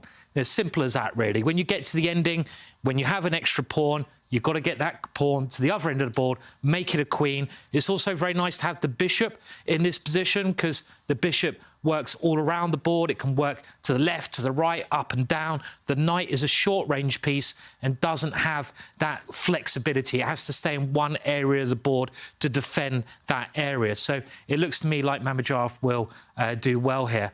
I mean, going back to, obviously, Division 1 in a second, I'm just wondering, looking at the games, Nodirbek's openings are looking a bit dodgy today. And I'm wondering if he's trying to save his openings potentially for the main event. Because I don't understand why he's playing these dubious plans, really. Wow, some big updates coming in. And Simon, we will be checking in with you several times today. We saw the players playing on seconds there, and here as well, action is on. The middle game is heating up, as we were talking before we moved on to Division 2, that the bishop has arrived on d4 to challenge that fianchettoed piece on the g7. A1 diagonal, white or black? Who would you pick here to play, Daniel? Definitely white. I think white is still better. The question is to the extent of white's advantage. I wouldn't say that white is more than slightly better, but more space, better control of the center, nice bishop on d4. Of course, that was the main idea of pushing the pawn to d5 to vacate the square for the bishop. And Nodirbek has to figure out how to keep the fire burning on the queen side. The knight on b4 is also loose. So more problems. It's definitely harder to play black from a practical side. Do you agree with that, David? That once again, Fabiano's got the victory out of the opening victory. Definitely, I would prefer white here as well. I feel it's easier to play. Ooh, nice move, though, by Abdusattorov. If he can trade queens, then the fact that he has a slightly less space in the centre will become less relevant. But yeah, I would still choose white. I think Fabi's got this one under control. But it could potentially have been more. I'm not sure I'm a huge fan of what he did in the centre, pushing forward. I think maybe keeping the flexibility, keeping the options of which pawn to push in the middle of the board earlier would have been a better option. But still, yet to be seen whether Abdusattorov can hold off the pressure here to trade queens or not. I've asked some difficult questions today. That's my next one. I'm going to send it to you, James. Definitely not trading here. Queen a4 is actually a good move. That was really solid after the rook trade. That was his whole idea of putting the rook on a8 after knight b4. That was very nice, of course, because the knight looked stranded, and if he would have went queen b3 at some point, then he would go queen a4 anyway, trying to get the queens off the board. I have less space, and then that knight b4 and b4 looks really good, as it can maybe jump into c2 and maybe try to attack your b pawn at some point, move my knight so that we can actually trade our bishops off, make your b2 pawn a little weak. So very nice idea, but he goes knight e3. Wow, knight e3 just trading. Danya? He might be kind of thinking about bailout. Maybe he thinks that he messed up and it's time to kind of admit that. Or he thinks that he's still better in the endgame. That endgame is really hard to evaluate. Generally, the value of a space advantage diminishes somewhat when the queens are off the board, and I think this might be a case of that. If I'm Nodirbek, I'm seriously considering taking the queen, and he just did, and maybe also trade the dark squared bishops while you're at it with knight e8, because obviously a weaker king is also much harder to explore when there are barely any pieces left on the board. Yeah, I'm just looking at the queen side, both sides b pawns as well. Ooh, wow. There's the opposite. Fruity move. No, don't you dare suggest that I trade my dark squared bishop. What's the idea there? I mean, avoiding the trade, yes, but where's that bishop going? I don't really see it.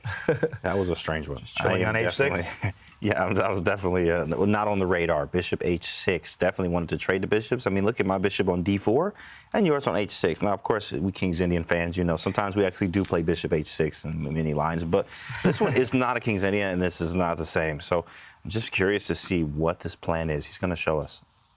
Yeah, I guess it's difficult for Fabi to actually move here in a productive way. You can throw a few pieces around, you can push a few different pawns, but what's the plan? That's always the most difficult question in chess and life, trust me. But yeah, what's the plan here for Fabi? I'm struggling. He might need a couple of minutes to work it out. Yeah, and he has 8 minutes left, 2 minutes less than Nodirbek. Bishop c3 is a tempting move. You kind of swat the mosquito, but the mosquito comes back through a6. and it comes back with a vengeance. Once that knight lands on c5, it can jump to a4. It's exerting pressure on white's center. So Fabi is holding off on bishop c3. He has to have a clear follow-up. Also, the b pawn is now free to move. It can advance to b4, kick the bishop off the c-file. All of those considerations indeed make it difficult to find a productive move. My opinion, the position changed drastically once the queens were off the board. Yeah, with the queens off the board, you would have scope to maybe attack or step forward in the center. Now it's just a pipe dream, I think, pushing forward in the center. You'll only kind of saddle yourself with weaknesses. I'm looking at this knight, I'm thinking it's not doing too much, but where does it want to go? Really unclear. I'm looking at this knight, kind of gets in the way. Where does that want to go? Unclear. This bishop just sitting a bit stuck. And as Daniel pointed out, retreating now doesn't look too appetizing either. Wow, okay. I like it. Basic threat, but could be effective, James. Yeah, definitely. I'm a fan. Anytime you see a G pawn on the board, I'm like, is that me? Yeah, that's definitely me all day. G4 is a nice move here. Of course, obviously it hits a G5, but and it questions him. It makes him do something, which is something you do want to do to your opponent if you can. Is ask them questions. What are you going to do with this move? G5 is the threat. Are you going to move the bishop yet again? I've gained some space there, or are you going to trade? And okay, he answered it for us. Whoa. Bishop pair, and the eval bar says that is not a move. Let's see what is wrong. Well, it's very dubious from a positional standpoint because you haven't even given up your bishop for white's bishop. Now white has the dark squares, but I think he's going after that e4 pawn. Who I'd be terrified to play that. There might be some knight e1 move there, like bishop c1, knight e4, knight e1. Yes. No, but then black has f5. It gets very complicated. What if we just move the bishop? I'm not sure where. Bishop h6. Can you take? Because I'm pinning you, no? Oh, rook c1. I'm pinning you and here. And the knight on e4 also oh, hangs. That's what it is. Yeah. Okay. Yeah. Okay. It's like you've lined up in the in the archer's sights here. So what is his idea after the bishop moves? Beats me. Yeah, it just looks like this knight is going to get evicted in the near future. It's going to get kicked out of its nice little home here, and white will be left with extra space and the bishop pair, which might not sound like much, but could be really important later on. Maybe b4 to try to secure the knight. Fabi did that sort of thing in the last game. Oh, yeah. He cement the knight here. Yeah, still up for grabs, but the evaluation bar in white's favor, and instinct-wise, I would be inclined to agree. Even if white just takes a timeout at some point and just retreats, defending this pawn and prevents this kind of lockdown on the queen side, then it feels like white is the one in control. Still big threats of kicking this knight out. Let's see. This is on the board right now. Fabi, can he milk this advantage? 6.5 minutes. E5, swinging, pushing up on him there. Every game, okay, this is Fabi 2.0, as Tanya pointed out earlier. Fabi 2.0, he's just going at him every game. Putting on the heat. Putting on the heat here, guys. Hopefully you can handle the heat in the kitchen. E5, pawn takes, knight takes. Right. Even with queens off the board, somehow the black king doesn't feel entirely safe. Somehow it feels like you're, taking over the momentum, over the initiative here. Love it. I love it from Fabi. Very strong. Very strong. Very aggressive play there by Fabiano Caruana from the start of the day. Wins the opening battle and doesn't stop after the queens have been traded off. We saw him go with the D pawn, we saw him go with the G pawn, and now we see him go with the E pawn. Big questions to Nodirbek. Does he trade? Does he go back with the knight? Nodirbek does look extremely tensed on the camera. We see him reaching out. He is about to make a move. There is so much difference in their body language. Fabi just looks a lot more composed right now. It's that cursed rest day. It's the cause of everything. Yeah, if he loses this match today, Abdusattorov, he's going to complain the rules. You know, why did you give me time off to chill? I wanted to play. But yeah, I will say, though, that when the clocks ticked down in the previous game, and also when they played each other a few days ago, it was Abdusattorov who seemed the more composed when both sides had about 30 seconds left. That's how he managed to squeeze past Caruana a few days ago. And in the first game there, when Fabi was winning, only had 30 seconds left, he did panic. So he looks calm now, Fabi, but trust me, sometimes a cold exterior does mask kind of nervous waters inside. So right now it looks good on the board, though, for Fabi, gotta say. Definitely. So if 98, is there some tricks? It's probably something's wrong. I guess smells wrong. 98 just feels wrong there. E6? I thought about that. E6 doesn't work, though? Well, black doesn't have to take the pawn, like bishop a4 there. Okay. Yeah, you're right. But let's show that. It's a really nice trick, It's a cool tactic, yeah. And then take on bishop takes e6, take, and knight d4. Yeah. Lovely. Lovely. Most common type of tactic in chess, the double attack. Really nice geometry here. The rook cannot find a safe square to protect its bishop. The knight dominates everything. Really nice trick. But Daniel, you mentioned here that maybe black doesn't have to take necessarily on this square. Maybe you take once and then run away with the bishop somewhere. Yeah, it's kind of annoying. Still should be better for white. E7 is weak. You can still try to deliver checkmate on the f8 square. Yeah. But you'll have to cross, the Rubicon to do that. So maybe you take on c2 and play rook d4. But lots of options everywhere. Yeah, you somehow sneak in and checkmate that king. Zigzag. But yeah, this is the type of thing that is going through his mind right now, Abdusattorov. He's wondering whether he can allow that type of pawn structure, white stepping forward even further. If he takes, I don't know, somehow, wow, the bar reacts. Is it losing immediately somehow? But just this one feels all wrong. The knight is so strong here. The knight can maybe later jump into this outpost anchored by its pawn. Even if white just opens things up even further, it will favor the bishops, the opening of the position. Yeah, I do think as well, the black king, look at it, it's just caged by the white bishop. He could be playing down a piece later in the endgame. Feels like everything is in white's favor, tactics and the strategy here. I'm getting some deja vu. Yeah.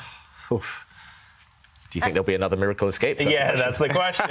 Nodirbek is cooking it up right now. I think he has to go knight e8, but he's just taking the pawn. And even here, d6 should not be ruled out, but Fabi does recapture on a5. He's likely to play d6 here. But you still need that final nail in the coffin. Where is it going to come from? Is it going to be an attack against the king? Is he going to pick off one of black's vulnerable pieces? Knight c6 has to be considered here as well. Knight c6 is pretty nasty. There is knight takes d5, though. I don't know what to make of that. Well, that's pretty ridiculous. No, then bishop takes c2 and bishop takes c6. Some beautiful lines there. Put it on the board. We got to put it on the board. Knight c6, threatening knight takes pawn. If you take this one, disaster. This knight is pretty much trapped. And just to show, pawn to c7, you're going to deliver a checkmate here. Rook takes pawn. It's going to end in a back ranker. And instead, Daniel, what a move. Knight takes d5. What's happening here? And I thought bishop takes c2, because if black takes, you could take the knight, but black suddenly returns and takes the knight and defends his own knight. That's so ridiculous. Bishop b4, and then there's e6. Right. The pawn steps in to guard the knight. That's exactly what's going to happen. Literally nothing. Clearly. Clearly. Knight c6 is a very tempting move, though. If Fabi misses knight takes d5, he is likely to play it. Yeah, I think you win unless black has that move, unless black has that trick. So Abdusattorov, he did spend a couple of minutes before this. He realized that knight c6 doesn't work. White's most natural move. Fabi needs something different. We do have an active rook after d6. Takes, rook takes. We are hitting f6. You move the knight. I play rook maybe a6 or something like that. And I have an active rook with some chances to maybe get the rook to the 7th rank, rook a6 to a7. The knight's still on pre. Like if you mess up moving the bishop somewhere, bishop c2, rook a8 there, right? So, maybe d6 is the move we go for. Wow. And Bishop takes c2. That is a hard move to make. Yeah. We see the engine suggestions there, and bishop takes knight. That's tough. It feels like that's on tap for later. You can play that move a bit later on. Incredibly hard, Dania, just from a psychological point I don't even understand the idea. Right. Let me confess, after bishop c2, I thought maybe rook c1, pinning the bishop, but black can always play b3. So maybe it's to play what about bishop c2, knight c6? James. Bishop c2, bishop c2, knight c6. Oh my goodness. Then bishop d1. And then knight e7 and you take. But I take d5 in the end. Oh my goodness. But it's a beautiful idea. Oh my god. Doesn't work. It is something like that probably. Yeah. Only leads to a draw, it looks like. But what could the idea be? Bishop takes knight. Apparently this is the only rook move. d4 maybe? Yeah, only move to give a significant advantage. Maybe rook d4, Dania, hitting this pawn. If black steps it forward. Now knight c6, James? That's crazy. At last. This is finally a little nuance. Like if he finds this. Man, look, you need to get him checked, okay? Check him. Yeah, they got fair play over there at Fabi crib. We got to figure that out right now if he does that. If he plays bishop takes knight, he's a genius. I mean, we know he is, but it confirms it one more time. Bishop takes knight, the key move in this position. This is such a big moment for Fabiano. One more time, he is in driver's seat in this match, but it all comes down to whether he will find the only way to keep that advantage. On the other hand, the first move that we were looking at, the knight jump to that c6 square immediately, such a human approach, such a natural move to make, and that would just give Nodirbek the tactical chance to neutralize all the advantage. Fabi taking a long thing, 3.5 minutes. He's left with 3.5 minutes on the clock, and he's burned 3.5 minutes. d6, not the best move, but still keeps a chunk of the advantage. He's gone around the world and ends up playing the most natural move. It is very tempting. We've talked about it, but after black takes and jumps forward maybe with the knight to e4, black is hanging by a thread, but is there a knockout blow? Yeah, it looks like there will be resources to defend that one for black, but yeah, we can't blame Fabi. The move we showed, extremely difficult. You don't really want to part with the bishop pair. The top players, they do tend to have this mental block. Bishops over knights every time. So actually, bishop takes knight there. Yeah, wasn't an easy one. And he's gone direct. It's very natural, as Danya says. And still some tricks. Talking of tricks. Whoa, knight to a3. Sheesh, big fellas. Not on Friday, man. Oh, my goodness. That's a move for you right there. I don't think he's... And now watch Fabi play bishop a2 or something insane, and then we'll get b3. Get out of here. Oh, my goodness. This is gross. What is going on? Guys, we got to slow down at this moment. David, what is this move? It just sacrifices a whole piece. Yeah, he is, however, hitting this rook now on d1. There's a discovered attack. If we go back, action replay, this diagonal was blocked. He's moved the knight out the way with gain of time. He's hitting this rook, and Daniel mentioned a crazy move in this position. It is the best engine suggestion. Whoa, bishop a2, get out of here, bro. I was going to say earlier that we might get to see this move if Fabi plays d6. I didn't think it would be here. And bishop a2 can be met with b3, and then maybe you just go back to b1. Or even... I think well, this is crazy stuff. And d takes c7 is threatened. No, yeah, correct. What's happening here? This pawn is attacked, this bishop is attacked, this knight is attacked. Just pure chaos, and only 2 minutes to navigate all of this. What's the most natural move here? You cannot take this knight because your rook will drop at the bottom of the board.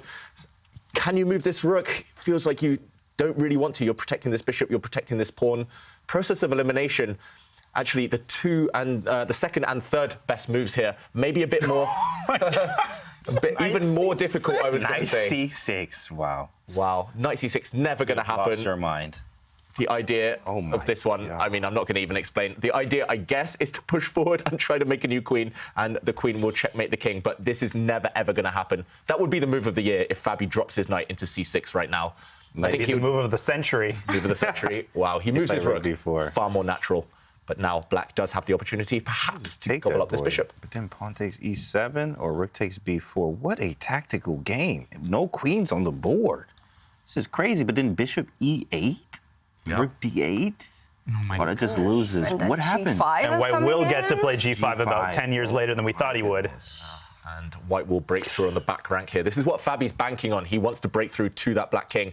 We can't fault him for this. He's giving up a piece. He's going for checkmate, even in the endgame. It's up to Nodirbek now to defend. Not easy. Especially with this time, too, as well. Anything can happen. Literally anything can and will happen in this game. 93 by Nodirbek? That was insane. That was insane. Definitely. Trying to figure out this position reminds me of standing in the Paris metro and trying to figure out where each of the trains go. Like, what is happening here? And it just keeps getting crazier with every move. There's less clarity, not more.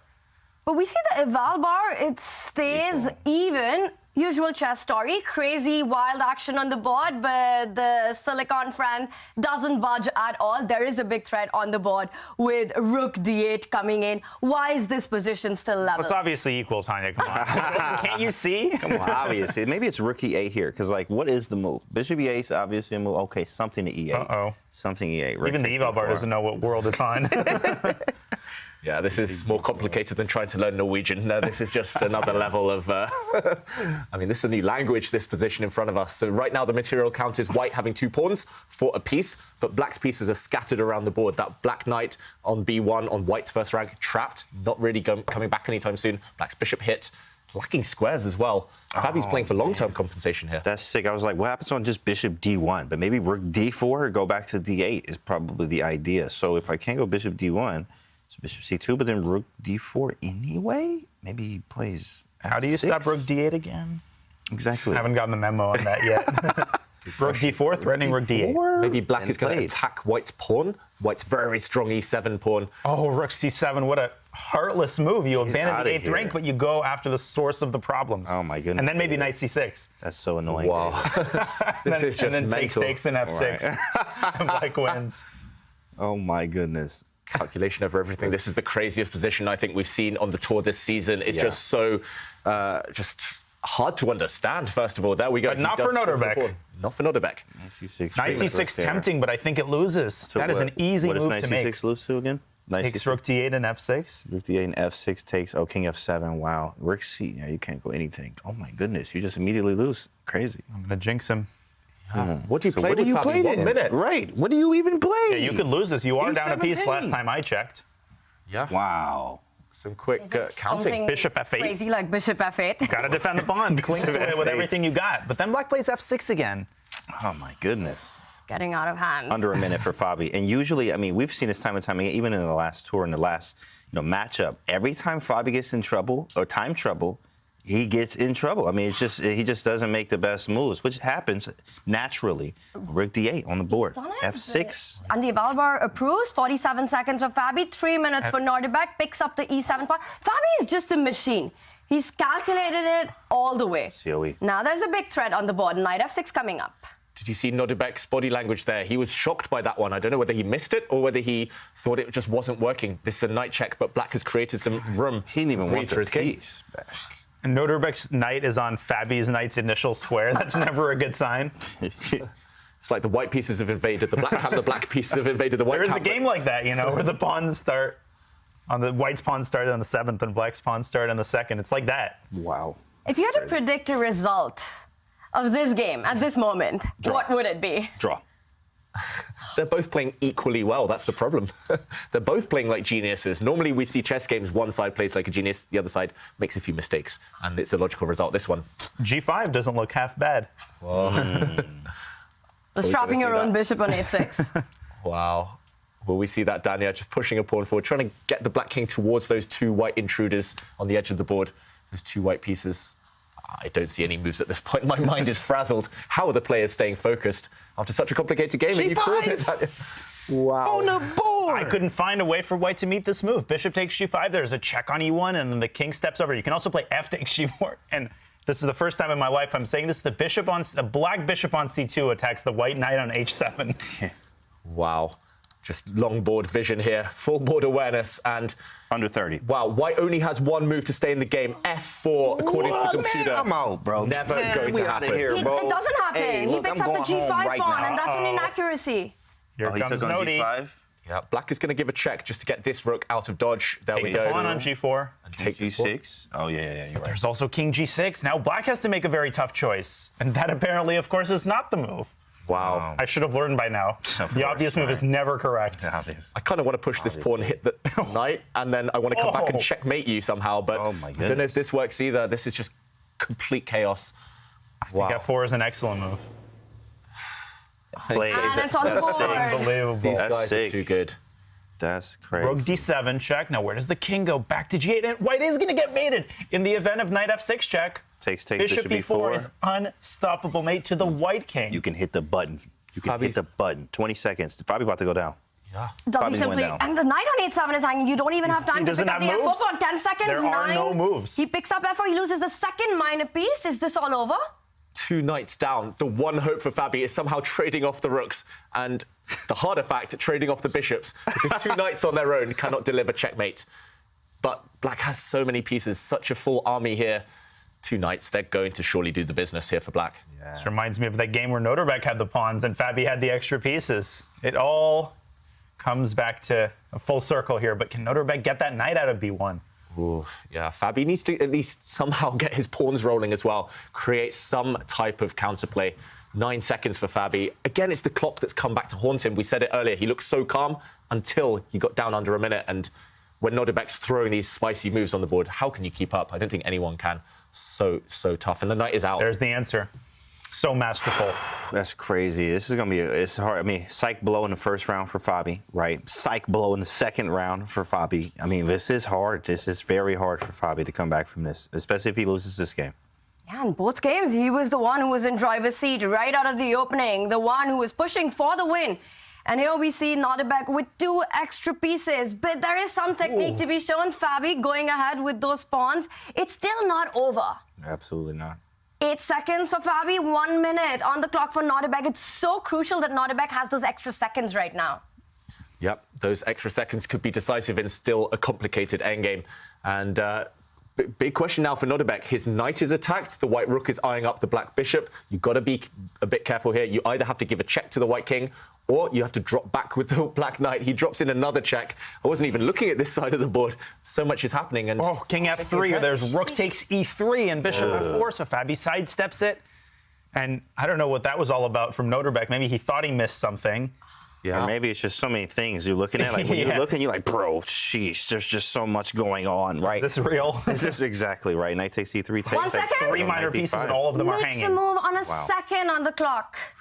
Well, Black's pieces are surely going to round up the remaining white pawns. They're not that far advanced. They're all a bit weak. But still some chances. Fabi's motoring forward now. Whoa. He's driving through the war zone. Rook h2. And the bishop starts by blockading the pawn. Here comes the other one. Both flanks. Just throw them forward. Fabi's moves are at least easy now. He just has to throw pawns forward and cross his fingers and pray. But Black's rook is going to start a clean-up operation now.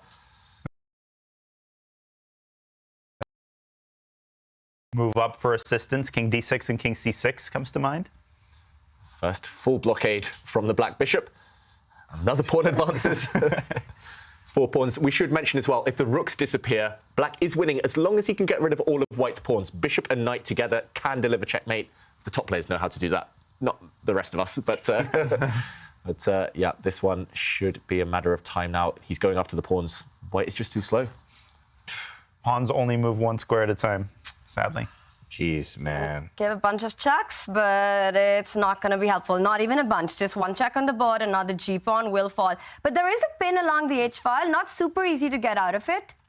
No. Clever move. Right. King f4, rook f3, mate. Oh. Ooh. I also didn't see that at first. And he's backing himself to win this endgame with Not 2 pieces. over. But the pawns, they remain. g6? I think I would have just taken the rooks off there and just made Nodirbek prove it. Yeah, the pawns are dropping now, though. The bishop is coming with some checks. 6 seconds. No moves. Leaving space for the bishop. Unbelievable. Yeah, you see on Fabi's face, he's getting ready to resign, and there we go. We have a result. What a game it's been. Insanity. I'm walking away. I'm punching the air. Wow, another disappointing game for My Fabiano goodness. Caruana. Nodirbek takes the win with the black pieces. When he got the advantage, surgical precision there by the 18-year-old Olympic gold medalist, 2021 world rapid champion. Look at that determination. Look at that focus. Just incredible resilience so far in the match by the Uzbek phenom. It's going to be tough for Fabi to fight back against that talent. That's scary. That is scary level of talent. He's 18 years old. You can say that again. Imagine what he'll be like in 5 years. That was honestly art. That was some sort of modern art that I don't understand, but clearly the players understood it. And Fabi, they know what, you know what they say. The player who loses is the one who makes the next to last mistake. Fabi sadly made the last mistake. Incredible win by Nodirbek. He's 1 game away. Oh my gosh, if he wins the next game, he does win the ChessKid Cup. But Fabi, he's had winning positions in both games. David, he could have taken this one as well. Fabi could have taken it, but in the end, he couldn't cope with the resilience, the artistry, and the ruthlessness of Nodirbek Abdusattorov. And this is the moment that Abdusattorov impressed me the most. It looks completely crazy. It's chaotic. Black's knight has somehow ended up on the b1 square. White's knight and bishop have somehow ended up on h6 and h7 here. And it was this move, g5, out of the blue, out of nowhere, just opening up indirectly a threat against the white knight. This was so impressive because if the knight steps back, the black king can simply win a piece. The bishop is trapped. The knight is going to fall as well. Instead, bishop takes pawn happened, a rook check, and another incredibly impressive move, pushing the pawn forward, hitting this white knight. And to show the idea, we need to go 1 or 2 moves deeper. If the white knight now had saved itself, dropped back, we would have seen a checkmating attack. The black bishop drops back, the white king is caught in a cage. To spot all of this with no time on your clock, so impressive. He is a genius. Some genius moves there by the 18-year-old Nodirbek Abdusattorov after that shaky start in game 1, game 2, when he got that opportunity. He just never let go of it. And now it is on Fabiano Caruana. He has to not only win 1 game to level the match, but he needs to eventually win the match to go into the grand final reset. Only 2 more rapid games remain, which means for the match to go on, Fabi has to win 2 games back-to-back, or at least take it to the Armageddon. It is a fire on the board, and we will be back with more ChessKid action after this Twitch break. For our non-subscribers, those of you who are subscribed, stay right here. We've got something special coming up.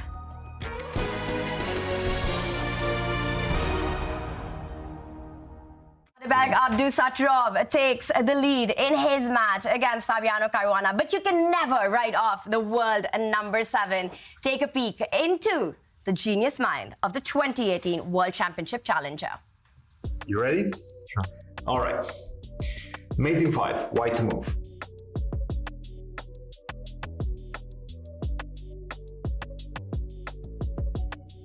Okay. Queen G6. Yes. Queen G6, 97, Bishop F8, Knight G5. No, wait. Where's...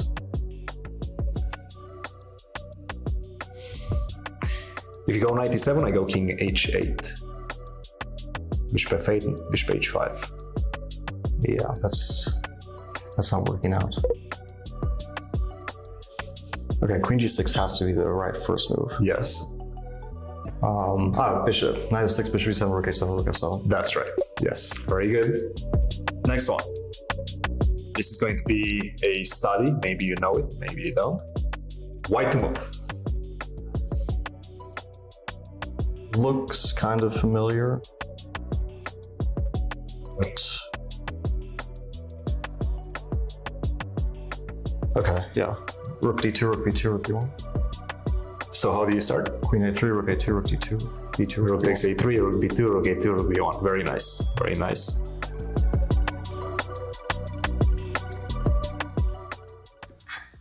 Wow, some super impressive stuff there, especially that last study we at the studio were also trying to solve along with Fabi.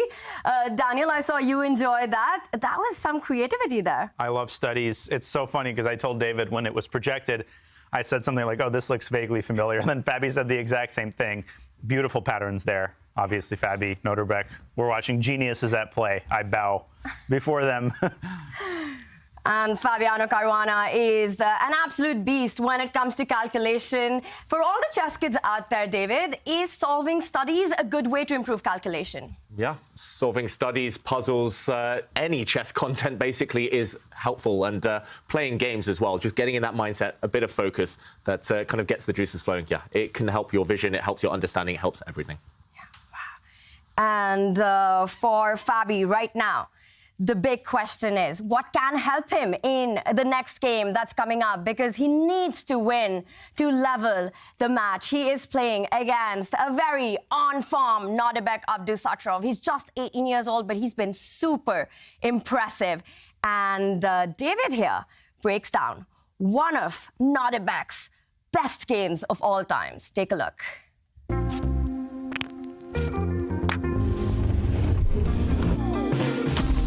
Nodirbek Abdusattorov is a phenomenon. The teenage prodigy from Uzbekistan had his first big breakthrough in 2021 when he won the World Rapid Championship. Since then, he has smashed through the 2700 barrier and even led his country to their first ever gold medals at an Olympiad. It is Abdusattorov's endgame skills that truly set him apart from his peers. He has a very mature approach to the endgame, as evidenced by this win against Magnus Carlsen in the 2021 World Rapid Championship. In this position, Abdusattorov had white. He is ahead in this race, white's pawn only being one square away from promotion, and after a careless move by Magnus, playing the pawn to b4, he didn't get tempted, he wasn't greedy, he did not capture this pawn, instead delivering a very accurate check. This immediately provoked a mistake from Carlsen. The endgame is winning for white anyway, but Carlsen advanced his king to the corner, and this cross-check, forcing the queen exchange, won the game for Abdusattorov. After the queens disappeared, white is about to make a new queen, and he went on to win the game. To win the game, and he went on to win the 2021 World Rapid Championship, making him the youngest ever World Rapid Champion. David, if there was one quality that you think is key in Abdusattorov's play, what is it? Oh, one quality. He has hundreds, Tanya, that set him apart. I would just say his fighting spirit. We've seen it against Fabi so far today. Two difficult positions. Somehow he emerges with the lead. He just never goes down without a fight. He's always on the front foot, always putting his opponent under pressure, and it's paying off with his results. It has been a fantastic match so far. Nodirbek leads. We are having so much fun with the chess, but that's not the only fun that we've been having while David has been breaking down the action for us. David also took a little quiz at a school earlier. We will be revealing the full video later, but take a look at this because it was a lot of fun for everyone except David. What's the capital of Guyana? And you know this answer? Yeah, I do. Oh, gosh. I thought we'd start easy, like what's 2 times 2? What year did Queen Boudica die? I don't even know the century. What are the effects of the Black Death and where did it originate from? What do all the coordinating conjunctions put in a certain order spell out? I want you to clearly explain how you find out the percentage of a certain number. Clearly. Explain. David, chess is a lot easier. Yeah, those kids, they might have faces of angels, but they are mean. Trust me. We will be revealing the whole video, showing you guys the fun that the kids had with David in that quiz earlier this week. Right now, the big questions that we have got is what's going on in the other 2 divisions as well. So let's check in with Simon. Big game, Fedorsev taking on Shaq. Simon, what do you have for us? Yeah, so in that game, Shaq Mamedyarov has taken a lead. He played some great moves there, and this is the current position that we can see. He has the black pieces. It looks fairly even, but let's remember Mamedyarov has to win 2 matches there to go through. And, you know, that last game you were looking at, I mean, I'm just still just blown away by Nodirbek's playing. We're talking about best moves. And, well, in this game, they're playing some great moves. But I have to say, I think the best moves that I've seen so far is probably James Canty's dancing on the desk. So are we going to get more of that, James? A bit more dancing? A bit more of your best moves? Salsa, little dance, little salsa, you know what I'm saying? Look at that. I don't know. That is just magical. Magical. And it's great we can get that. So, yeah, so this match so far, Mamedyarov looks in a good position to be fighting back and trying to take it to another match. And in the 3rd division, very quickly, Alan Pitcho is leading against Harry Krishna there. So he's also in a great situation in that match as well. In Division 2, the $10,000 for the winner and the ticket to the Division 1 of the next Champions Chess Tour. Shakhriyar Mamedyarov on a way to make a comeback. While it looks like he might get to the grand final reset, it's not so clear for Fabi. It is Nodirbek Abdusattorov who leads the match, and we will be starting Game 3. Nodirbek starts with the white pieces. It was in Game 1 that Fabi had that big moment, the big chance to take the lead. Are we expecting him to stick to the same opening because it worked so well? No more Bishop G5 and Bishop D2 from Nodirbek, though, please. Maybe one C4. He played that move with a lot of success in the World Blitz Championship and the World Rapid, which he won. So we'll see. Yeah, it depends on his mood as well. Often after a win, you want to kind of continue the momentum. You want to continue putting your opponent under pressure, especially knowing now that Fabiano will be a bit fragile. But it also makes sense to play solid because then he guarantees that he goes into the 4th game only needing a draw. Abdusattorov. It depends much on his mood, his opening choice, I think. Yeah, and the ball is in Fabi's court to try to create some chaos on the board, but that's exactly what we've been getting in the first 2 games. It does start with the Queen's Pawn opening and another similar position to what we had in Game 1. Bishop G5, will we have it? It's a Ragozin. Yeah, I was going to say maybe another line like Queen A4 and A3, which is really fashionable. Black can equalize, but it's a very tricky line. I've faced it a lot online. Let's see if Fabi remembers his prep. Yeah, it often involves a pawn sacrifice, certain variations, but okay, Black has castled, his king nice and safe.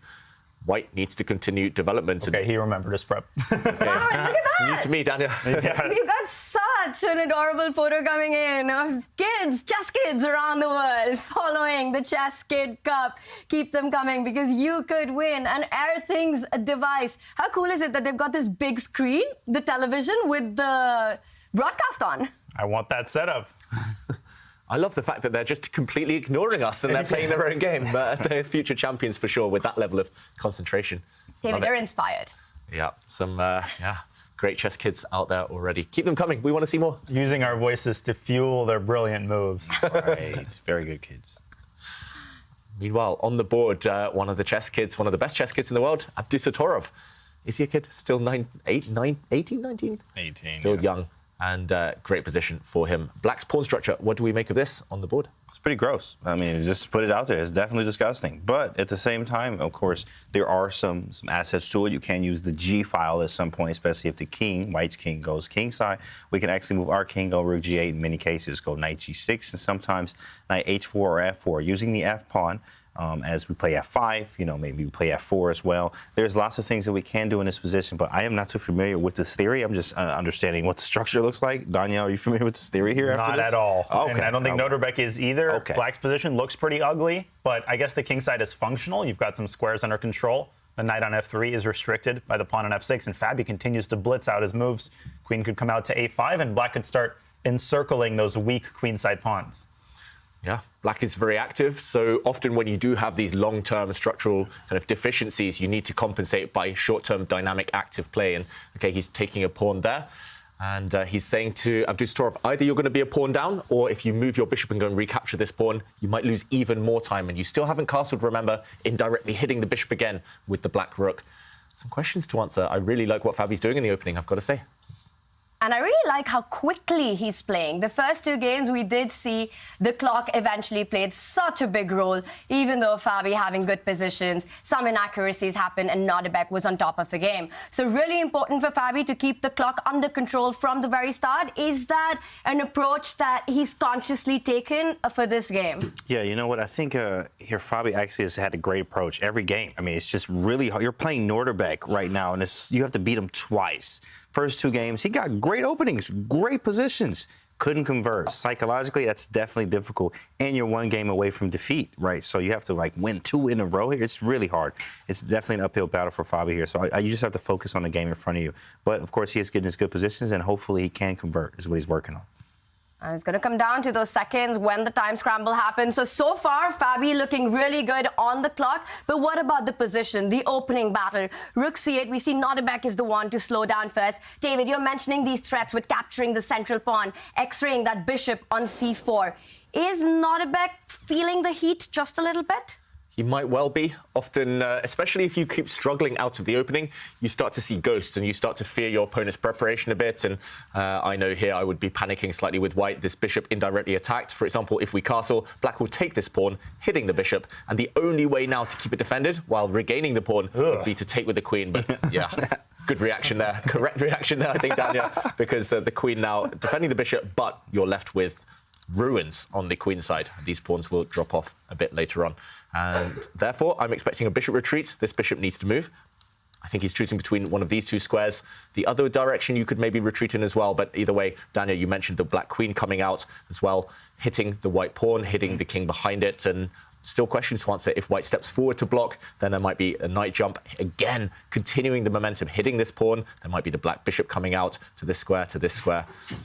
Yeah, it just feels like black has all the activity. One bad thing about black's position here is this pawn structure, of course, but right now, not relevant. Actually, just like bishop b3 and castling. I mean, bishop d3, queen a5, okay, whatever. You can have the little pawn, right? Just get out of the way. Castle, I'm gone there. Yeah, Eval Bar says black's a little better, obviously, but in pawn takes c5, maybe there is some problems with d7 at some point. Knight h4, it just feels like if I open this game up, maybe if I can even get rook c1 to c4 and rook lift, it's going to be difficult to do that without like a queen takes c1, obviously. So we need to be careful, but there is some play on black's king side, in fact, if we can get, obviously, the right configuration. Knight h4, queen h5 is what we're trying to do.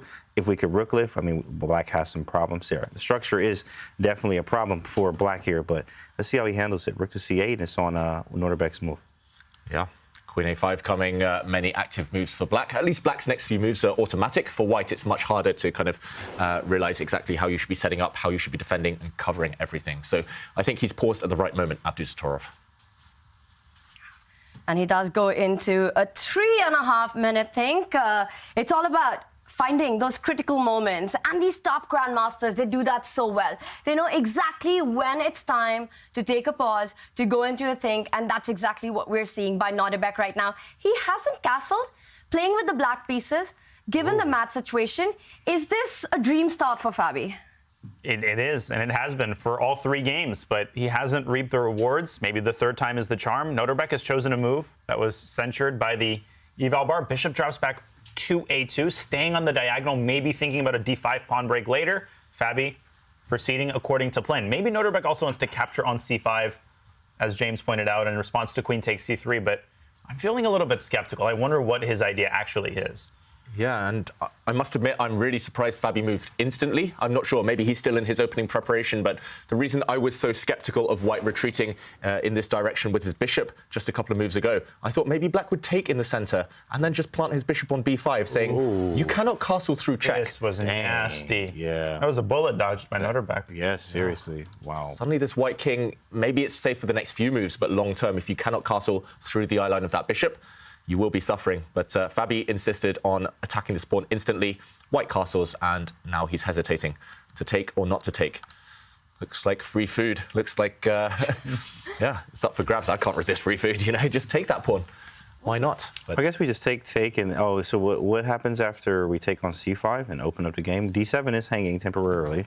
Yeah, there's bishop b5. All right, bishop b5, and then maybe, The problem is rook e1. There's this very unpleasant. No, rook fd8. There's knight d4. So it's still a little complicated, but Black could capture on c5 at any moment. Yep, this pawn also dropping. Black will emerge a pawn up, but Fabi, maybe he's worried about, yeah, I'm not sure exactly what, but maybe he's just worried about his king. I do see the evaluation bar slide up a lot, so maybe this is a mistake. I'm just trying to figure out why. Why, yeah. Knight d2? Wow. With queen g4, knight e4 ideas. Interesting. Maybe you just go bishop c6 there, though. But then I get the queen in there. I mean, it's just annoying. Like, you feel that White definitely has some attacking chances, obviously. This could be very strong. I think you might be right, James, just to show, for example, pawn takes pawn would be a disaster for Black. Catastrophe, you hit the queen. When the queen moves anywhere, you take this pawn, and White would win material. So I think, yeah, he just was too afraid of that variation, and maybe rightly so. He parks his bishop on c6. At least now he covers some key squares along this diagonal. So still very much in the balance now. And now that the e4 square is controlled, so Fabi could be very much threatening to pick up those pawns on the queen side, and Nodirbek, with his classic, typical chess kid pose that we have been seeing, trying to figure out a way. And he does go with James' idea, does bring the knight back, a nice retreating move to open up the way for the queen. You come back to go forward next. Queen g4, knight c4 coming up. Things could start getting tricky for Black on the king side, all thanks to that pawn structure. And Fabi instantly takes on d4, and I think a big part of the appeal is that the queen now can shuttle itself around the fifth rank, so it can meet a check on g4 with queen g5. You could play it immediately and threaten checkmate in one. Nodirbek, something tells me, is going to see that, but he's got to decide how he does it. f3 isn't an option because you drop the e3 pawn and you cut the path for White's queen to the king side, but you can play g3, you can play e4, you could even put a knight on f3. It's a tough decision. He doesn't have all that much time. Yeah, big decision. Just to point out, Daniel, yeah, pawn to f3 does drop this little guy, as you mentioned. And yeah, this one I'm reluctant somehow. It does feel like you might later get kebabbed. I don't know why that word popped into my head. Maybe it's that free food I was talking about earlier. You might get caught along this diagonal. Black is going to be shawarma out of White's king.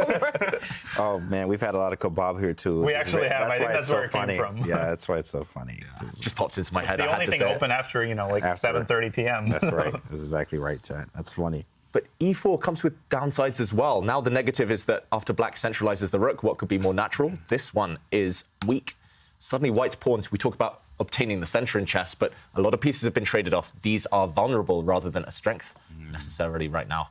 After that rook d8 move, I actually like queen e1. This definitely appeals to me, these very, you know, like these attacking type positions, because after, obviously, rook takes d4, we have knight f3. My idea here is to play f4 and rook lift. So I want to just get the queen out of dodge immediately and be able to play f4 and rook f3 and try to keep attacking you. Interesting moves right now, and I think Fabi will go for this. We might well see something like you said, James, on the board. Ooh, and bishop b5 there traps the rook, but White has f4 to clear up some space, so... Do you even rook lift, bro? Do you even rook lift, bro? Nice. Yeah, this position has all the potential as well of kind of a repeat of what we've seen already. I need a break after that last game. That was... Be still my beating heart. We have been seeing some wild chess by these two players in Game 1 and Game 2, and currently Nodirbek does lead the match. And this one promises to be another exciting game. You can tell with just the asymmetry that exists in the position, Nodirbek going for space in the center, but the drawback of that is that you do end up weakening those pawns as well. And we've been often talking about trades in positions. If you can get the queens off the board, if you can get the rooks off the board. Given the pawn formation that's there, it's an unusual one, not a standard one. Who would trades benefit here? Long term, I would say black, just because the black king does have the potential of being a bit weak. With queens off the board, you'll never get checkmated. Also, long term, let's switch our focus away from the king side to the other flank. Black does have the 2 versus 1 majority on the queen side. You could imagine if all the pieces are off the board, those pawns would just simply run through to victory. So I think queen trades would very much suit Fabi right now. How about you guys? Well, definitely the same. I mean, hey, your structure is not the greatest, so you do probably want to trade. The light square bishop, I think, is a little bit better on c6 than the a2 one. It was kind of biting on granite, what they say in the chess books, right? So it's not really hitting anything there as well. I also have the file. First to the file, a lot of times you can have a little bit more activity. So I do have the c file if I may be able to move my bishop. Bishop b5. I mean, yeah, definitely trades will help black here because white definitely has some type of serious attack if we're able to get queen e1. Imagine just queen e1, f4, rook f3, and we are actually, it's almost Grand Prix-like. After rook f3, rook g3, or h3, swing the queen over, maybe even a bishop b1, and like just put every piece that I have at the king over there. It can be very bad for black. James, I have to say, queen e1, to me, is such a difficult move to spot. Because you kind of trap your own rook to f1. You have to spot the idea of f4, and that's, of course, your style of play. You want to go f4, you want to rook lift, you want to give checkmate. But how do all the chess kids watching out there, how do they come to this move? And by the way, we might be seeing it happen because rook d8 is on the board. Rook d4 is a threat right now. Absolutely. Rook d4, rook d8 is on the board. Now, of course, a lot of times is how you find these moves is look at creative players. D5, creative move there. That's a very creative move. But find players that are very aggressive and creative and watch their games. Tao, Richard Rapport, right, Badir Jobava. You have Adiban, right? All these players that are very creative and strong. Daniel Naroditsky, Danya, the prophet himself, Naroditsky, right? Of course, the creative players here. And if you want to play in games and fall asleep and be boring, we have David over here. Okay? We have David for that slow chess that you want to fall asleep on, but it works every time, of course. So you got to watch the games that you like. Well, we're watching this game right now, and it is heating up. D5 on the board. That's not a move that you were expecting because, to my eyes, it looks like that pawn can be picked up. David, you've got to explain this one to us. I think we're getting the explanation now from Abdusattorov. I'm still skeptical, I must admit. Maybe I'm influenced by the eval bar here. Still skeptical? Maybe the queen should have dropped back to g7, but maybe Fabi was afraid of a do we even lift bro on f3. Wee! Yeah, that black queen's running out of squares, you've got to say. She's almost trapped. It reminds me of Fabi's queen yesterday against Jordan Van Foreest. It got trapped on this square on h4 by a lifting rook. So could we see lightning strike twice? And Tanya, you asked why white has sacrificed a pawn. I guess it's just bought him a bit of time with which to start attacking the black queen. And also, black's structure is even worse than it was. So even if white ends up a pawn down, black does have those 2 weak f-pawns that maybe you can hit a bit later. I don't know. I need to kind of refer here to the more attacking players among us, James. What do you think about Well, okay, so what are we looking at? E5 and f5? I mean, E5 is my top move. Knight f3. I think black can get away with queen takes f4. I don't see a clear follow-up there because once the center opens up, the risk of a queen trade becomes a lot higher. So white wants to try to avoid that for as long as possible. If white plays e5, black can also push d4 to try to cover the f3 square. Then white could push e6, and we're off again, Wow, suddenly. Yeah, bishop d5 and absolute chaos. Rook f3, Wow. We could definitely get caught in some rabbit holes here. Some crazy variations. Other than e5, love I'm e5. not seeing too much because you don't really want to allow black to take and start opening up the rooks. Oh, there is rook f3, de. Yeah. Rook g3 and then rook g4. Okay. Oh, we saw this yesterday. Just like yesterday. Saw this yesterday. No problem. Rook I was inspired D2. by what you said. Black can play rook takes d2. Yeah, rook d2. And then we get something out of Van Foreest Nakamura. But Nodirbek has gone a completely different direction. Queen b3? Whoa. That was not on my radar times 1,000. At all, bro. Yeah, I think if you gave me 10 guesses, I would. Probably the best moves. I mean, this guy is just creating art as we speak. But you've got to love it. The arrow that you're just making explains everything in the position, David. The d pawn cannot move, which means the d file cannot open up. The f7 pawn is super tender. And now the rook lift ideas. The other rook joining into the attack on e1 as well, keeping the pressure here by Nodirbek. Yeah, and let's not be deceived by that evaluation bar. This is so dangerous for black. If you make one slip, you might just be lost. As you say, Tanya, these pieces are actually very far away from the defense of their king. Fabi uses the knight, a king's best friend, to try and plug any holes here. Maybe hinting that he might capture this pawn on a good day, but maybe just blocking some checks. And now, what is the next step? How does he pour more fuel on that fire? Abdusattorov, he wants to win here and now. He wants to end the tournament. He wants to win the ChessKid Cup in this game. And let's remind everyone who might have just joined us that if Nodirbek does win this game with the white pieces, it's a position for all 3 results. He wins the ChessKid Cup. He does lead the match with 1.5 points. Fabiano Caruana doesn't only have to win set 1, but also the grand final reset to take the ChessKid Cup. And as you were talking about it, David, the other rook has also come into the play. Bring all the toys to the nursery. Yeah, and I love how every time Nodirbek makes a move, the eval bar drops, and then it kind of creeps back up. It's like that quote, you know, first they ignore you, then they laugh at you, then they fight you, then you win. It's like his moves are that deep, but maybe rook a1 is a mistake. I just don't know what Fabi does. Again, we're entering that situation where knight takes f4, maybe possible. It gets really murky after g3. Nodirbek really posing some problems here.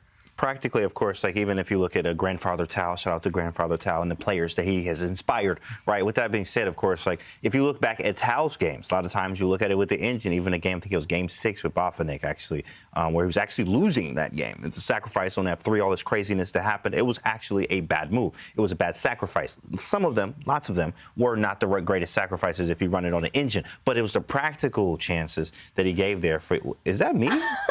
That's the one right there. Yeah, he won. Whoever took that picture, you won the air things. Yeah, he won. Well, we've got one panel vote in for that one. That's it. That's Keep them coming, chat. One of you will win the super cool Airthings Black Wave Plus device to monitor your air quality where you're playing some chess from, and to make sure that your performance is on the top of the game, you need that Airthings device. And right now, rook c7, black needs all the pieces towards the king to try to defend this onslaught.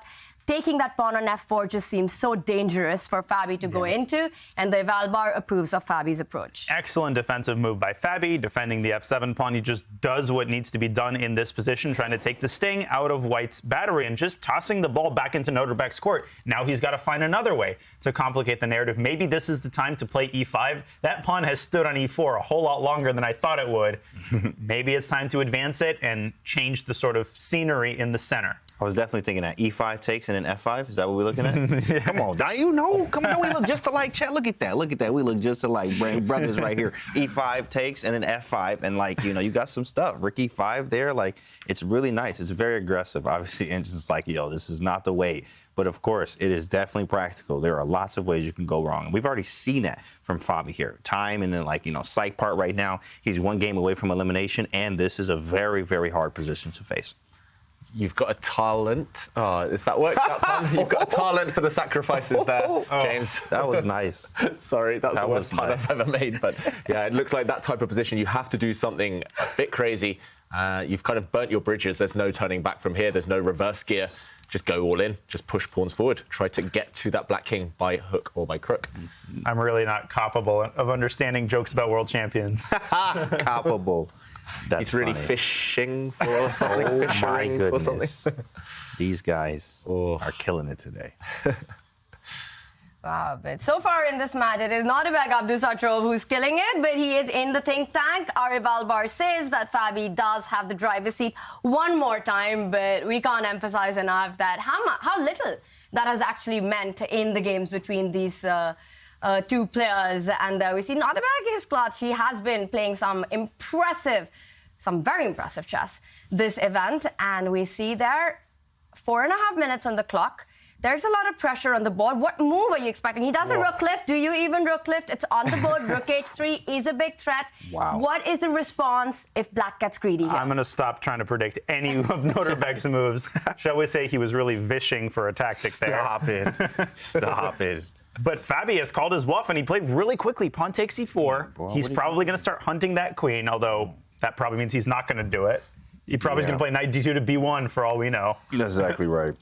I think he's actually getting ready to sacrifice his queen, potentially, Fabi, in this position. If the white rook does slide across and start harassing her, as you say, if the rook comes across, maybe you just slide, but taking this makes a lot of sense as well, because the black rook enters the position.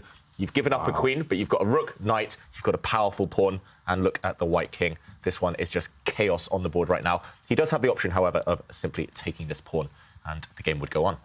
Here we go. You got to think. Yeah, he in the think tank here. A big timing edge, too, as well for Fabi here. This could be his game. But, of course, I mean, that other two could have been his game, too. So it's really tough. I mean, Nodirbek's playing out of his mind. Nice defense, though. Rook defending, f7. My d2 knight is hanging. This is not that easy at all. Rook h3, he'll just take it and look at you all crazy. Shoot, what do you do? Takes on e4, yeah. It's tough. You might have had to go with plan B there. I think he might have missed queen takes h3. Yeah. Yep, tough position for Abdusattorov, but he's making the best of it. He's simply recaptured. He's only 1 pawn down. He still has great chances against that black king in practical terms. 3 minutes, though, against almost 7 minutes. It might be the clock that comes back to haunt him later and decide this game. Really, really tense stuff. I think all predictions are off at this point. A trade bishop for knight. White's bishop may be superior to the black knight, so some competition there long term. You know what, that game he had where he was playing pawn f4 with the black pieces? I mean, that game looked like it was his game. This one doesn't actually, it's not as clear. Ooh. That other one was very clear, but I mean, hey, we'll see. Rook d2, what you saying? That's a dagger in the back there. Like that. Well, the other rook can't come down just yet because you get mated on g8, but it's just a nasty move that disrupts white's coordination. Now you can't bring the rook up to f3 because of the check on c1 potentially, and then queen f2 is mate. That's another nice one. And again, we're in that situation where Nodirbek struggling to find a move. Yeah, just to show this, Danya, almost a lawnmower checkmate after the rook drops back. Boom, check.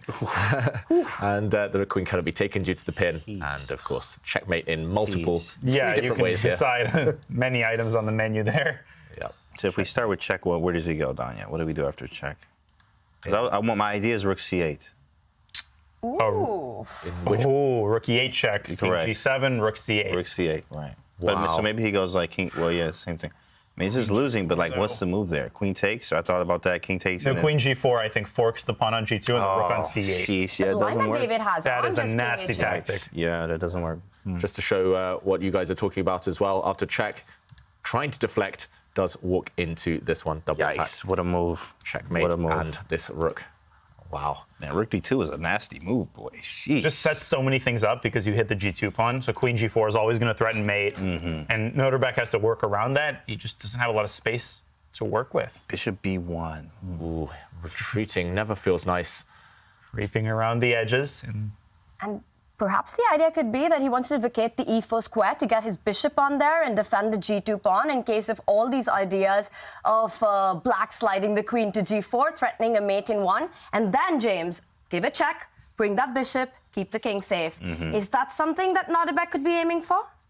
Yeah, definitely wants to put that bishop on e4. It's also a nice reroute because, I mean, we may be able to get bishop g6 in somehow, in a perfect world somehow. Like, especially if we check in, like, king g7, then bishop takes g6. You may have to take with the king because after pawn takes, queen g8's mating, right? So you're getting hit really hard there. So you be very careful about this stuff. Bishop takes, king out in the middle of the street here. I mean, literally, this is GG. It has to be. So rook. Rook c1.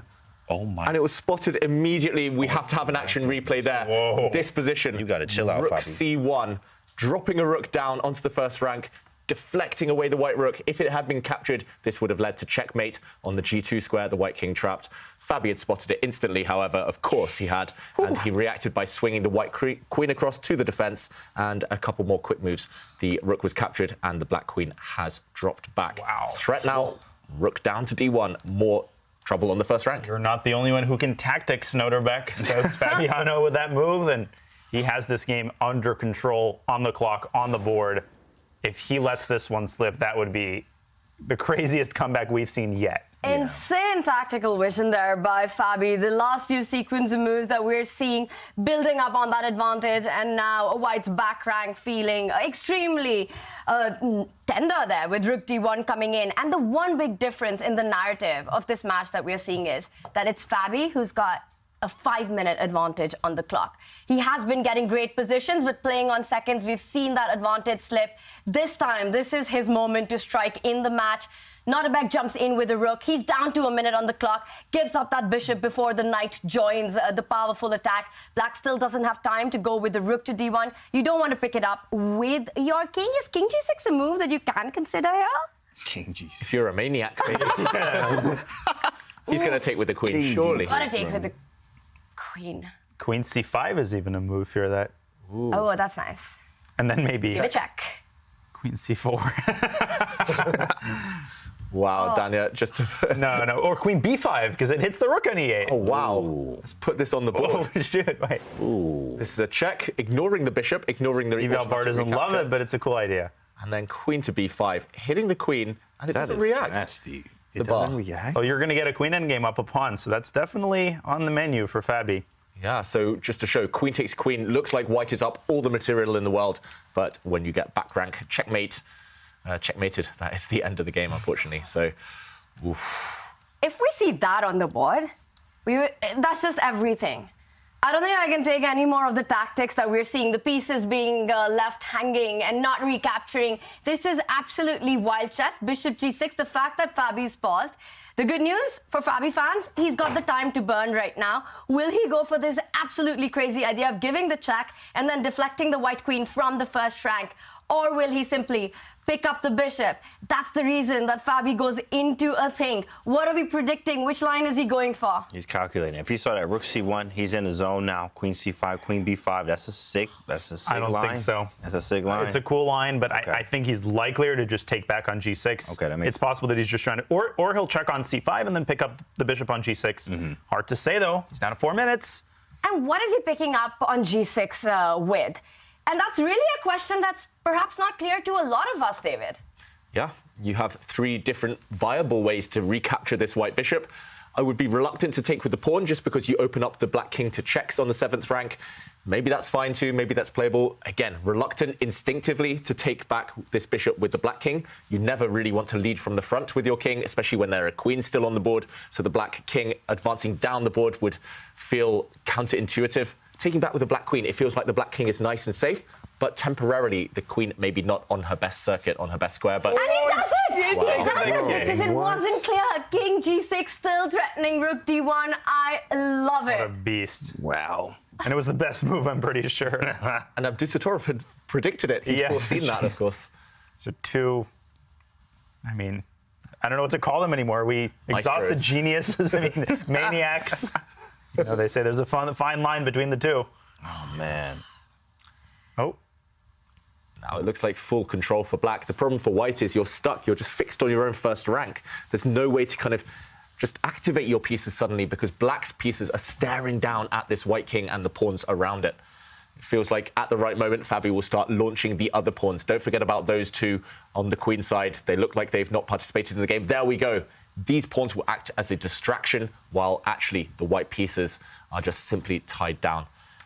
Yeah, the white queen at some point will be overworked. It's unlikely she'll ever be able to go and capture any of those pawns because there will always be checkmating motifs later in the game. He could just resign in a few moves here. I mean, b5, a5, everything 5. Just push it all the way through. And that is very nice display here. Fabi, I mean, there's no way you could lose this, right? There's just no possible way, right? We've said that before today. Yeah, but this time, again, there's just no ideas. There's no defensive ideas. You can't bring your rook up to e3 because it just gets pushed right back down with rook d1. Black's rook just showing who the papa is here. And Nodirbek makes a very important, useful move, clears up the back rank, so now he can start thinking about freeing up the queen and the rook. h3 was the need of the hour here. It was, however, the black queen is going to find an even more beautiful square, most likely. She's just going to step 1 square down, even further into the white camp. And then it's going to step 1 square down. And then rook e4, h5. Ooh. Don't you even think about it. Ooh, nice. a4. Oh, he wants b4, rook e4. What a tricky move by Nodirbek. Tricky. Let's not rule him out. He's saved crazier positions than this one. The difference, I guess, is fewer pieces on the board. Maybe some stalemate tricks at the end of this game. Yeah. Wow, and there are big threats on the board. The rook can slide in and attack. The black rook can slide in and attack the queen and the f5 pawn.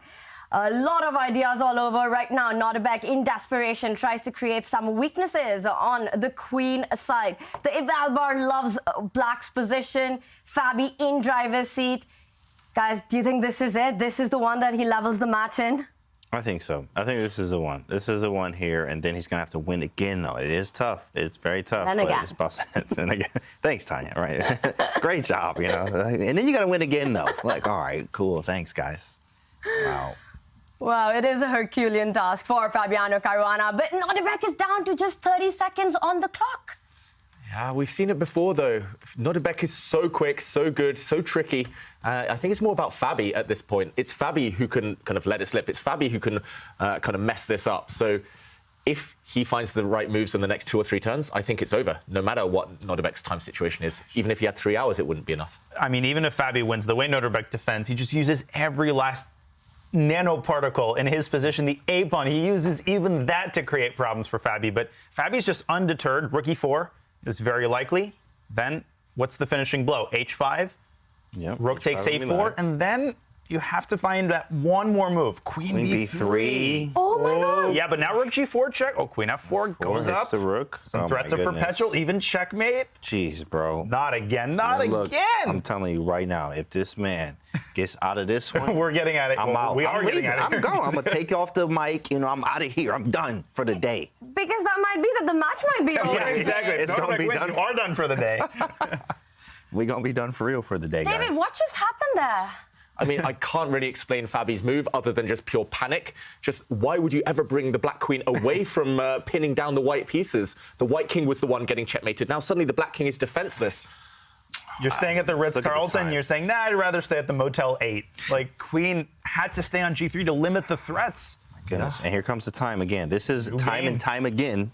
His time has got him time and time Rook again. D1 and H5, but then Rook E3, and you could absolutely get goodness. mated here. You could lose your rook to a fork. Fabi got to move, bro. We need- got to move. Here we go again. We need help from the engine here. Has Fabi got 1 or 2 moves to keep the advantage, or is it just, wow, okay, he does have a few moves to stay in this one, and he's going to find it. Surely, he's given a check. That was H5, got to do complete. it. Got to cover the G4 square. But that Rook E3 idea is No, nasty, it's scary. bro. Like, Then how maybe are- Rook D3, but that loses the rook. Man, get out of here. Like, Rook E3 to G3, 11 seconds. He seconds. goes. Oh, my goodness. Dude. He Finds finds the best H5, move. though. Come on. Rook E3. Rooting for him, at least this time. The man getting great positions.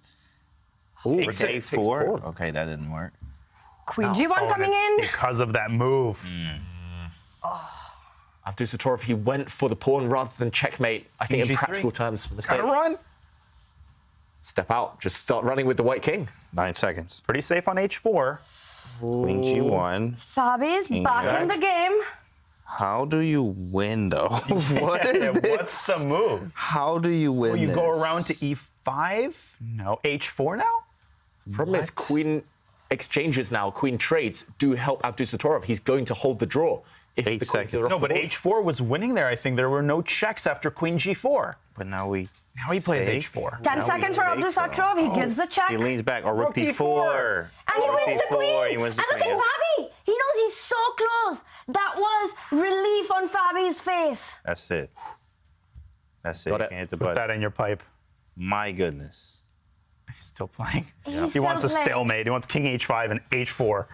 And then we give up have his seen a fortress before in these positions, but not this one because the A-pawn is alive and Fabiano Caruana there with the confidence. He wins this game 3. It is what needed to be done. And there we see he leaves. He knows he's got a big game 4 coming up. And Abdusattorov, he shakes his head. He was so close to saving this one. We've got a match on our hands with the final 4th rapid game coming up. But this one, David, it was a wild ride. This was a wild ride, and we were holding off on any predictions until the very final seconds. Actually, Nodirbek fought back from a hopeless position, and here, if he had traded queens by sliding back, forcing the queens off the board, he might have had some chance of saving that endgame. Instead, he took the pawn, and he was punished. The black queen slid back, she's coming in, and we saw the killer blow a few moves later, after repeating, was this move. Pawn forward check, and after the king captured this pawn, it had walked into the firing line. This was a nasty pin, and the white queen was lost. Game over. A fantastic tactic there by Fabiano Caruana ending the game. It has been a roller coaster match so far. The first game, the only peaceful one, and then two decisive results. Nodirbek takes game 2, Fabiano takes game 3, and the action continues with the final game coming up right after this Twitch break.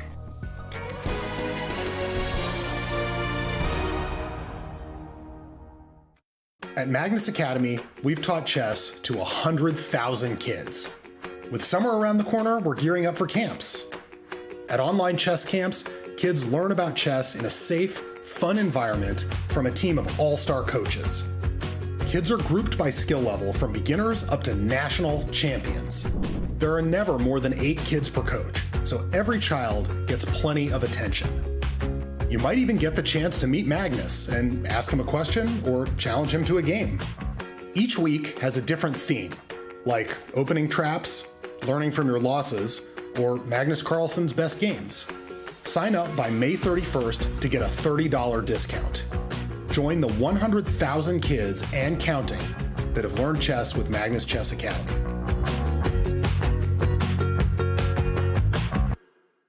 ChessKid is fun. Chess is great for the brain, but it's also fun to play. And ChessKid makes it easy to have fun. Whether your child is a total beginner or a prodigy, they can hop on and find a well-matched opponent from around the world at any time. ChessKid is the safe, parent-approved way for your child to play chess online. ChessKid is educational. To kids, it feels just like playing, but chess is a great way to learn patience, strategy, and critical thinking. ChessKid features a comprehensive training program that guides kids to level up on their way to mastery. There are more than 50,000 chess puzzles and a whole library of entertaining videos that teach strategies, tactics, openings, and endgames specifically for kids. ChessKid is easy. Whether you're a parent helping your child, a coach managing dozens of kids, or a school of hundreds. Signing up is free and easy, so what are you waiting for? For over 75 years, we've witnessed moments that will last forever. Records and trophies, firsts and onlys, game-changing innovations. From the heroes we admire to the joy of watching them play. Our history defines us, inspires us, and pushes us into the future. Celebrating 75 years of changing the game. Puma, forever faster. An air of focus, concentration, performance. Airthings put you in control of air pollutants that cloud your work from home space, shifting your state with every breath. Find your air of clarity now.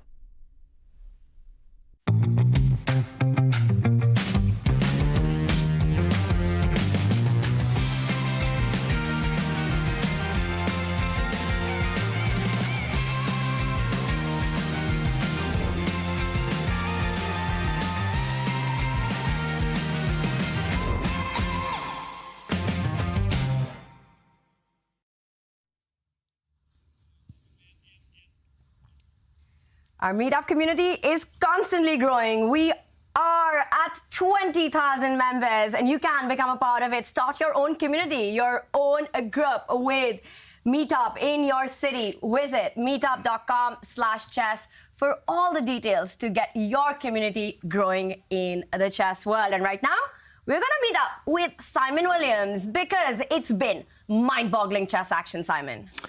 Yeah, it has indeed. And a quick update on Division 2. And this is the big match between the big fish, Fedosev and Mamedyarov. So two big hitters. Now, Mamedyarov, after 3 games in the 4-game match, was 1 point up. But we come to the current position and we see that Fedosev, with the black pieces, in a must-win situation, has a very good chance to win this game. And the reason he has a good chance to win is the bishop is so dominating. It can work on both sides of the board, being a long-range piece. White's knight has to only stay on one side of the board. Black's also got this pawn 2 squares away from queening. So if Fedosev manages to convert this position, which I feel should be winning, you just got to bring the black king up to support your pawn. If Fedosev can win that, it will go to Armageddon. And if Fedosev wins the Armageddon, he is champion of Division 2. He gets $10,000. so he become an even bigger fish, and he gets a place in Division 1. And that's probably the most important thing, getting that place with the big boys. I'm saying big a lot now, so we better just leave it, I think, at this point, before I say big again. It's a big tournament in a big place. And we got some big presenters. And let's go back to the big presenters in the middle. Thanks, Simon, so much for that big update on Division 2. We've got a big Game 4 coming up as Fabiano Caruana will start with the white pieces. We have been seeing such aggressive chess by both these players. It's been a fantastic nail-biting match so far. If Fabi wins this game with white, we will have a grand finals reset. In case of a draw, we get to see a bidding Armageddon. If Nodirbek wins, he takes the championship. The action started, and we've got a Sicilian. Another Rosalema on the board. Of course. And it's a total repeat so far of the game 2 games ago.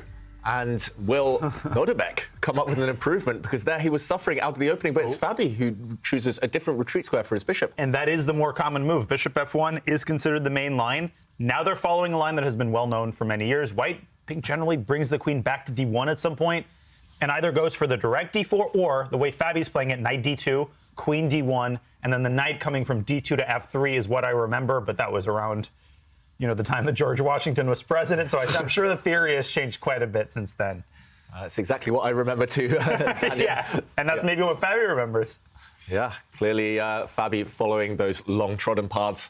He's going to bring that white knight towards his king. He's going to try and step forward in the center at the right moment. White has the bishop pair, but that's very much long-term. It's more about a fight for the central square. Theory hasn't changed since 1799, kid. Nice. There was a novelty in 1801, actually. Benjamin Franklin. Wow, and before this heats up, because we know it will, that's just how this match is going, I want predictions on this panel. Is this set 1 going into an Armageddon? David? Well, 3 days ago, Abdusattorov struck first in Game 2. He won. He was immediately pegged back. He lost to Fabi, but then he won Game 4 of their match and progressed. So I'll back Abdusattorov, even though he's got black, and I don't really like his position. Wow, another historic fact there by David James. What do you think? I got to back Fabi here, and the reason for that is because, okay, every game he's had some chances, and sometimes it just takes like some, not warming up, but like feeling out the opponent. It takes a few games. Sometimes you're down in the match. Sometimes you can be down 3-0. Now, of course, in this way, you would lose, but you could be down a few games, and then you can also come back. You're like, all right, I got it. I know what to do now. Oh, let me make these changes. Cool, gotcha. And then, we'll have an Armageddon. So I'm going to say Fabi wins. Oh, we'd love to see an Armageddon, Daniel. We would, but in the immortal words of David Howell, Nodirbek is black, and I don't like his position. So I'm going Fabi. All right, well, Fabi has made a lot of pawn moves in this position, especially directing and hinting at play on the queen side. David, you've got to explain that to us. Does he plan to gain more space on queen side? Yeah, I think actually this last move is just guarded against black's ideas as well. So if we jump into the position and if we rewind just one move, Fabi played pawn to a3. That might look mysterious, but it's guarded against the opponent's ideas. He very much wanted his own plan of stepping forward in the center. However, after a trade, he does have to be alert to potential knight jumps. The knight could jump into c2 from where it would fork this white rook and the white rook in the corner.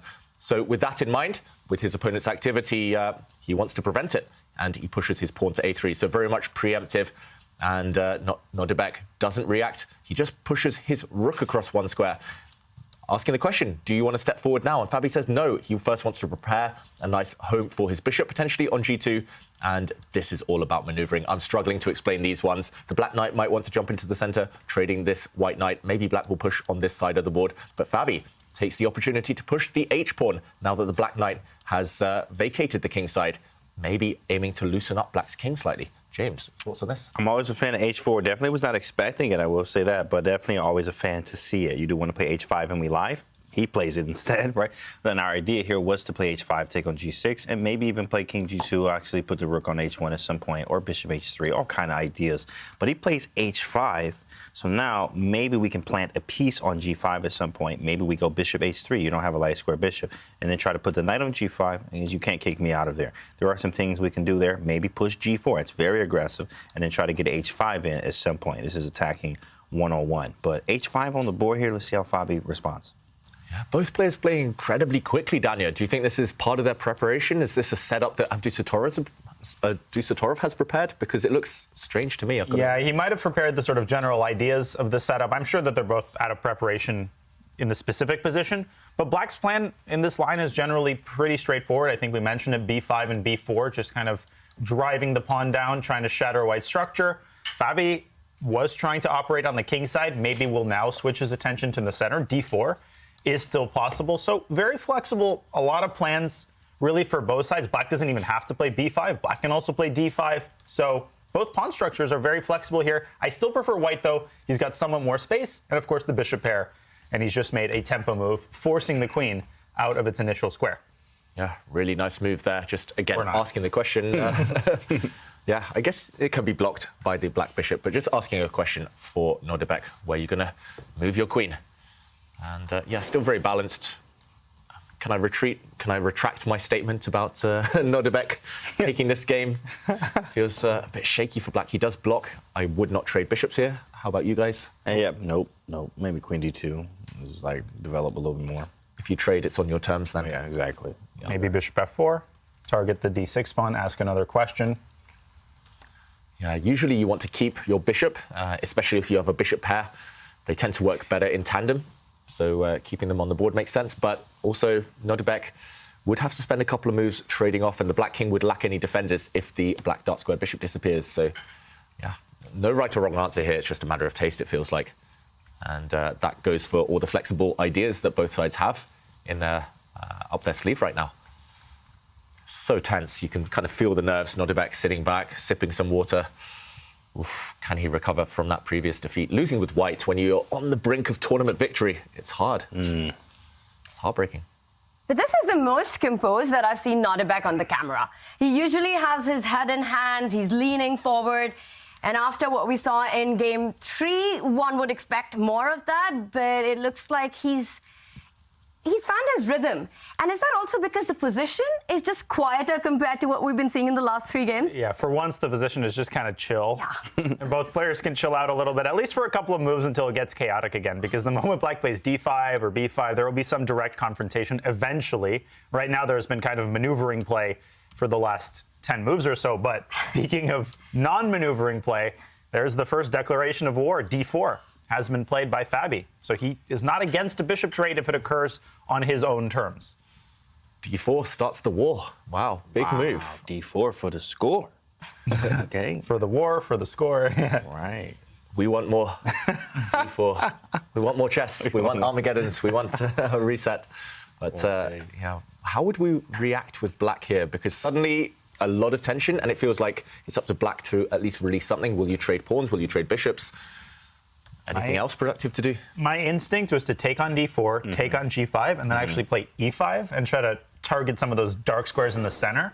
But that's just one of like 15 different ways that you can play. Of course, White's, I thought, would take with a pawn, but now that I look at it, maybe he wants to take with a knight. Then there's queen b6, kind of forks the 2 pawns. Probably not a big problem, but all of that has to be assessed and evaluated. If h takes g5, then I definitely want to go e5 and try to carve out some of those dark squares. What I definitely wanted to do at that moment was take a screenshot of what we had, because Fabiano Caruana and Nodirbek Abdusattorov were absolutely twinning with their chess pose. And that reminds me to tell all our chat to start posing and send in your selfies of watching this match between these 2 titans of the game, the ChessKid Cup. Send us your best photos and we will pick a winner to win the Airthings Black Wave Plus device, which will help you monitor your air quality to up your chess performance. And talking about upping the chess performance, both players are upping the ante in this game. Some trades on g5. And the fact that Fabi has slowed down, it means he's actually considering taking it with the h-pawn.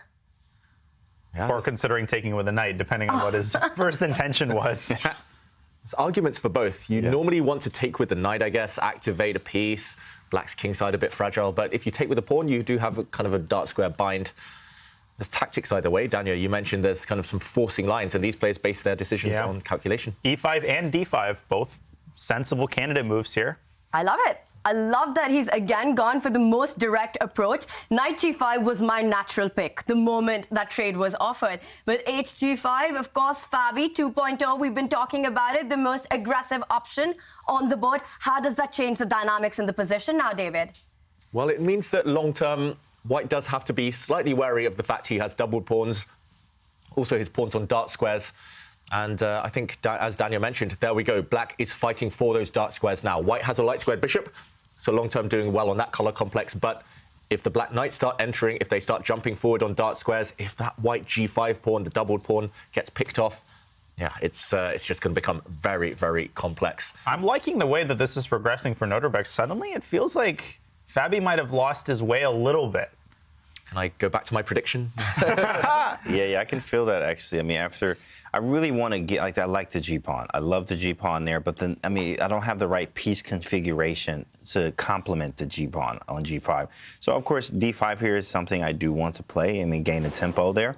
Eventually, my plan is to play Queen D2, Knight H2, and play G4. Or even play Queen D2, G4 first, let him take, then play Knight H2, take on G4, get a Knight to H6 or F6. This is a nice plan, but of course it can be parried in a few ways, I think. Maybe like Knight F8 to H7, which I have to be very, very careful of how fast I move this. Like, there's things that he can do, but I mean, we'll see what he does. I definitely like the pawn on G5, but if we don't configure the right pieces, it's going to be a weakness rather than an asset. And Daniel, I know where you want to jump this knight into. Yeah, I'm thinking about a Knight D4, but I don't know if it's necessary. I think the ideas that James mentioned, black is cramped, but a space advantage isn't really a tangible advantage. You know, it's like cryptocurrency. Eventually you have to convert it into real money. And I just don't see a compelling plan for White. White's got individual moves that are tempting. Bishop H3, another one-move threat. Black can move his rook away from C8, no big deal. So I think objectively, I agree with the eval bar, probably around equal. But the trend of the game seems to favor Nodirbek. Knight D4, though, definitely a viable candidate move, has to be considered. Look at his time. Fabi down a lot of time here. I mean, yeah, we're talking, he's thinking. Still thinking, in fact. Yeah, and I just want to point out the reason this is definitely possible is because after the knight trade, this pawn hangs. So if you do capture black's new pass pawn in the middle of the board, then the G5 pawn drops, and suddenly I do see this knight jumping in, this pawn pushing forward, and this bishop, is it better than the black knight? I'm not so sure. So really big decision here for Fabi. He could maintain the tension. He could, I don't know, take this pawn or could move his bishop out. But some big threats against this guy. And remember the G5 pawn in the next few moves. Maybe he doesn't have too much choice, actually. Difficult position suddenly for Fabi, and that's reflected in his clock times. 4 minutes down now. His recipe for success, the reason he won the previous game, he was ahead on the clock the whole time. Suddenly, roles are reversed yet again. I mean, this is a huge time edge. I mean, this is probably the biggest time edge we've seen in this match so far. And we've seen it, of course, when time got low, Fabi definitely did not have the best end of it, except in the last game, his time did get a little low, but he was able to convert there right at the right moment here. But he doesn't have another chance to slip up in the time and allow anything for Nodirbek. But it is crucial. You need to think. You got to find the right plan so you can continue this game on. And he does understand that this is crucial. That's why he's taking his time here. But he can't take too much time. I mean, he's almost at 6 minutes here. Almost half the time. Yeah, he needs to speed up. 3 minutes on one move, that's fine. You can afford that type of thing. But yeah, he's got to hope he's seen far enough into the future. And moment of truth. Either black steps back with the knight to a safe square, and the game will take on a kind of maneuvering phase. As James said, White might start attacking on the king side, or he jumps in. And Bishop H3 was what I was afraid of. Okay, never mind. On the board, forget I said anything. Nodirbek had this planned 7 years ago. Yeah. When he was like 3 years old. Yeah, he was already considering this position that he would get against the ChessKid Cup final. In 2023. Studied all before. And black's rook dives in, defending that key pawn on d4. Black's queen now also aiming at g5. You have to keep defending the black knight. The black knight, if it gets the time, the tempi to jump into the center, I think this is turning in black's favor. Wow, turning in Nodirbek's favor, and the clock is already in his favor. He's got almost twice the amount of time as Fabi does, and we've seen that to become a big factor in those critical moments. Fabi down to about 6.5 minutes with that black knight jumping into the dark squares. He wants none of it, trades it off, will pick up the d4 pawn, but the rook can jump into c3 and start attacking the other pawns. Starting to smell that distinct smell of Armageddon. The more pieces get traded, you know, I can see a rook coming up to e3. There's another pair. I don't know. Might be moving in that direction. Yeah, Would you like to take your prediction back, David? The calm after the storm. The last few games have been so tempestuous. Just, yeah, they need a timeout, but it's only going to get crazier with Armageddon. But I still like Black. I think Black has the upper side of equality here. As Tal would say, Black is more equal. All right, well, this one will be a grind, and it looks like Nodirbek Abdusattorov is the one who has that slight push in the position. And let's also remind everyone that Fabi has to win 2 sets to take the ChessKid Cup. It just keeps getting aggressive the moment we think that the dust has settled. E5, again, fireworks. Yeah, I'm just starting to wonder, what if Nodirbek takes everything and plays Rook D3? I know, David, you probably have the same question on the tip of your tongue. Yeah, is this just the pawn sacrifice, the pawn No, blunder? he blundered it. You think so? He just blundered a pawn. Oh my God, this might be... Wow. This is very serious. Wow. He's just advanced, Fabi. We talked about this position. We slightly preferred Black because Black has a very safe king. Black's rook is very active, and Black has an outside majority long-term. Safety of king, very important. And Fabi decided, OK, to go for it now. But after a capture, simple capture, the plan must be to retake this pawn. But after everything comes off the board, how are you going to defend David the d-pawn here? It's just going to... He's doomed. You don't defend it. And look at Nodirbek there. He was stretching. He's definitely seen this line, and we're seeing it happen on the board. The trades. Will he find Rook D3 hitting and winning that D5 pawn? It's on the board. Wow. That was a huge, huge, huge mistake by Fabi, who basically, I don't want to catastrophize, but this is kind of a catastrophe. Yeah, that could be the end of the tournament, that one kind of hasty pawn push. We always say it, pawns don't move backwards, and suddenly this d-pawn, it looks so strong 1 move ago, but it's being rounded up. White's rook just not quick enough to join the action.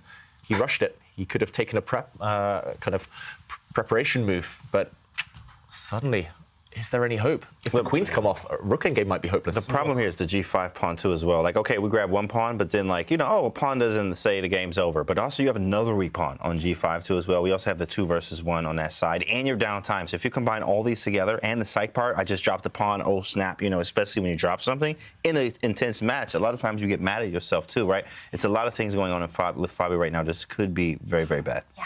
The pressure is on. Things are looking bad for Fabiano Caruana. He has to slow down. He has to take a moment in this position. And we'll use this time to check in with Ginger TM, Simon Williams. Simon, big action in Division 2 as well.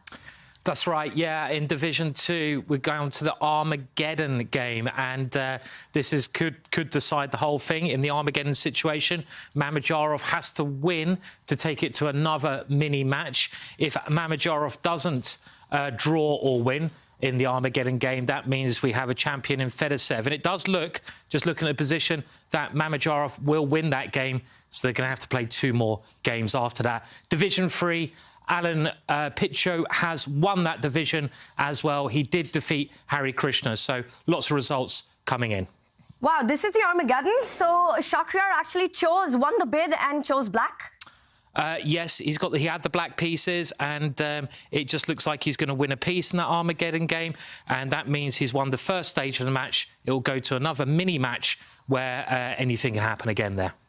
Wow, Shakhriyar Mamedyarov making his comeback in Division 2, going from the losers bracket. He is playing Fedorsev. That match is hot, and this one as well, a big moment for Fabi. Nodirbek Abdusattorov with the black pieces, has all the advantage, is winning the pawn. How difficult is this for Fabi to hold? Extremely. He's also 6.5 minutes down on the clock. No, obviously, Nodirbek is not going to take on d5 with the queen and get mated. This might be Fabi's last hurrah. Get that rook to c8 and start praying. Yeah, going for the counter-attack. The problem is I think Black has a very effective way to deal with any threats against his own king. If we jump in, White has just landed a check. Don't block with the black queen, because you will get skewered along the 8th rank. Instead, if you simply move your king, I'm not sure which square, g7, h7, they look the same. If the white rook comes up, you're trying to attack from behind. But Black is the first to give a check. The white king will move, and Black can land this punch. And you're hitting the pawn. The key here is that you defend along the diagonal. This is typical in many positions. If you have a bishop on this diagonal, a queen on this diagonal, your king is never, ever getting mated. And it's Black who arrives first. The Armageddon smell has dissipated a little bit. That's a stunning spot to put the queen on d4. And it's so instructive for chess kids all over the world to look for that central square for your pieces, because that's where they're the most powerful. Yeah, and actually in just chess in general, I've very rarely seen someone as talented as Abdusattorov in queen endgames. He's defeated Magnus Carlsen twice in queen endgames in the World Rapid and in Tata Steel earlier this year. Just the way he manipulates the queen, he always seems to find the best squares. When I play queen endgames, I'm just guessing. I'm just like, the queen looks okay here. This looks like a decent check. But Abdusattorov, he knows where to put his queen, and he's already foreseen with this last sequence of moves that he can attack and defend at the same time with the queen in the middle of the board. No answers. I mean, you can go back to f4, but again, that allows that queen trade you talked about. That's exactly what is likely to happen, and that pawn construction on the king side is kind of perfect at deterring perpetual checks. Now, I'm not convinced that rook d1 is the easiest path. You can also trade queens with queen f5, so some decisions to be made here for Nodirbek. I'm actually liking the look of queen f5 here, given the weakness of the pawn on g5. What about queen e7? Is that the same? I mean, he just picks up the pawn, doesn't it? Or Rook what does he have? c7. And I just take on g5? Oh, rook c7, you say. Okay, now rook c8. Queen e7, rook c7. I like your idea, James. Maybe you put it on this square so you don't get hit. Oh, so you have rook f5. Oh, okay. Yeah, wow, that's sick. Same idea. And basically, the idea is just yours. I've stolen your idea, piggybacking off your idea, just winning this pawn, basically. Yeah, pick up the pawn. It is very weak, but queen f5 is also nice, too, as well. He's got so much time to figure this out. Yeah. Yeah. The only question, kind of the big question now, is do you go for a queen trade or a rook trade? As you said, Daniel, the rook trade also looks very healthy, very winning. The king moves, and then you kind of centralize your queen. Maybe you put it back here. The king can hide out in the corner. There's never going to be checks, and then you start advancing. This looks like it should be winning too. But queen endgame's tricky. The alternative, and maybe the one I would go for as well, just because I'm a scaredy cat, get the queens off. You'll never get checkmated. And the 2 versus 1 over here should win this pawn week 2. Yeah. Spoiled for choice. Too many options for Nodirbek. All look winning right now. The burger, the pasta, the pizza. He's got to make a decision eventually, and these are nerve-wracking moments because you know that if you make the wrong decision, you might be giving your opponent unnecessary chances to recover. Yeah. Are you a pasta, burger? What kind of guy? Kebab? Well, we had burgers and pasta here. We had a little bit of everything, so it's been good. Queen Stop d8 talking about food, or I might have to start eating the computer. Oh man, queen d8 on the board there. There's your move, David, and it was the same idea. Of course, he found it. Yeah, queen d8 was better than queen e7. That was the best. I mean, this guy's just a scientist, mixing his chemicals. It's crazy. Machine. Yeah. Trust me, queen endgames with this guy, it's just resign. Just press the resign button. Yeah, in game, queens, resign. Who that reminds me of? Magnus Carlsen.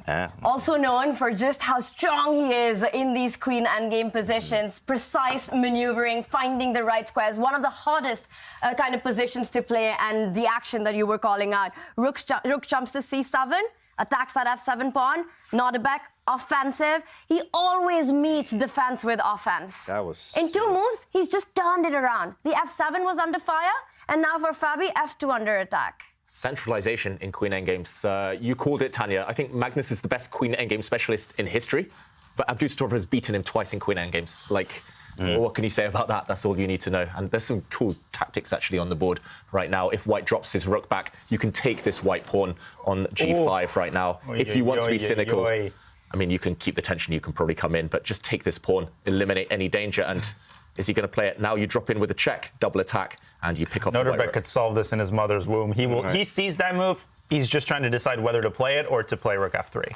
Yeah, everything wins at this point, it feels like. Even if you do nothing. h4 even, probably. Yeah, h4. h4 doesn't look half bad. Push everything. He's about to make a decision. And I don't know if you guys saw it, but that look on his face, it was determination, it was focus, and he was calculating, deciding the paths that he wants. Will he keep the tension, build the pressure, or pick up that second pawn? We will be finding out in seconds. And meanwhile, for Fabiano Caruana, the troubles don't end on the board. He's down to 2.5 minutes. He's got to save a very difficult position. I said I wanted more chess, but this is going to be the final game of the ChessKid Cup. Absolutely. He might resign after rook takes g5. I mean, queen endgame down 2 pawns like this, there's just no hope because you're not even, within a mile of perpetual at any time. Wow. Nodirbek, again, good tip for all the chess kids out there. He sat on his hands, he didn't move, and then he calculated, double-checked, made sure there were no blunders, and he went for it. 2 pawns up now. Now rook g3 on tap. Rook g3 is coming. h4. I mean, this is over here. Last moments. The final nail in the coffin. Wow. can see it on Fabi's face. He knows it's over. He's done so well. He's fought so hard, but Abdusattorov just inspired in this game. And it was Nodirbek Abdusattorov who defeated Fabi in the winners semi-final, knocking him down into the losers bracket. Fabi fighting his way through that and coming back on top to fight for the championship. But Nodirbek Abdusattorov, after an up and down game, is just minutes away from the ChessKid Cup win. The most debilitating thing, he's got 7.5 minutes on his clock. He's got a wagon load of time to deal with anything that Fabi throws at him. With every ticking second, Fabi coming closer and closer to accepting the hopelessness of the situation. He takes on G5. He might deliver a couple more checks, but this is basic Betty at this point. Yeah, the Black Queen just needs to find a square from where she can protect all her pawns. The Black King, super safe, no checks on that one. And yeah, the Black pawns will start advancing on the Queen side. Passed pawn will be created. It might still take a while, but the result shouldn't be in doubt at this point. Abdusattorov, he's done everything right. The mental fortitude coming back from a defeat in the previous game to outplay one of the world's best players with Black. Lose with white, win with black. Just how they, just how the masters do it. So they do it this way. That's what they teach in the Soviet school. Yes, exactly. That's what the expression that I was looking for. Queen back to home base. B5 is next. Yeah, let's play B5 here. Push those pawns. Quite easy in-game now. Of course, you can study these in-games a lot. Devereski's in-game manual. I mean, the Queen ones. I've never actually touched that chapter, in fact. I feel like he's going to play A5. No, just kidding. On A5. Oh, my God. A5. No, then very Queen B6. difficult moment for Fabiano Caruana. And we're also getting a big update that Vladimir Fedoseev has won Division 2. A big congratulations to Big Fish. He has been on fire. He wins $10,000 and punches his ticket to the next event, Division 1 or the next event of the Champions Chess Tour. That means that we've got 4 players confirmed for the next event already. It's Fabiano Caruana, Nodirbek Abdusattorov, Jordan Van Foreest, and Big Fish joins them. What a lineup.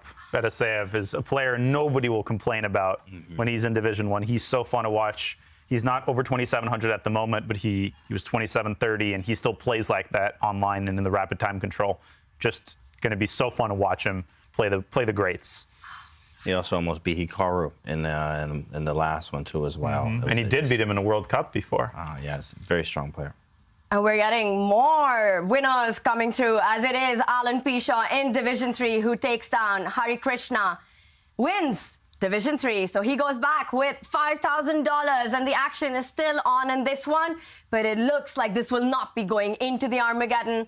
That is 2 extra pawns, an exposed king for Fabiano Caruana. Draw is a faraway dream right now for him. G5, get those utensils out, go for the kill. We're a couple seconds away from crowning a winner. This is exquisite technique, as we've come to expect. Amazing. White wishes he could pick up the pawn next to his king and throw it off the board, because then there might be stalemate ideas. But yeah, this moment, checkmate is incoming. Black's 2 pawns up. White can give a couple of spite checks, but they are easily blocked, easily dealt with. That's it. This is He's it. out of ideas. Queen E4, king steps up to H6, and then the F pawn can block a 6th rank check. After Queen C6, F6, correct. King H6 anyway. King H6, Yeah. Easy stuff. Just close the box around the white king. A pawn check will do the business as well, I think. Although you want to be careful of some stalemate there. Yep. Yeah. Just move the black king forward. The white king is going to be forced up the board, so take away the escape squares. That seems to be good wisdom in this position. Abdusattorov, I think he's going to show it to us right now. He's going to show us the easiest technique. Maybe G4, then King H6 almost works, right? G4, King H4, King H6. There's no stalemate, is there? Exactly, because if Queen makes his mate. But Queen B6 check and suddenly White would win. Whoa. Where is this? Actually, even in this position, we've just been talking. Goodness, Queen B6. Oh, Queen B6. Whoops. We've been talking about this move, shutting the door, threatening checkmate, but White forces the queens off, and White wins. Oh my God. Man, so that is G4, and then, bro, that sucks. I'm just going to be totally honest. I probably wouldn't see that in 5 years until you pointed it out. Took me a long time as well, Tanya. Got to admit. Jeez. What a nasty trap there by Fabiano. Just moving that queen, inviting that king move forward. Can't even do that. Nodirbek, the fact that he's slowed down, that's good news for him.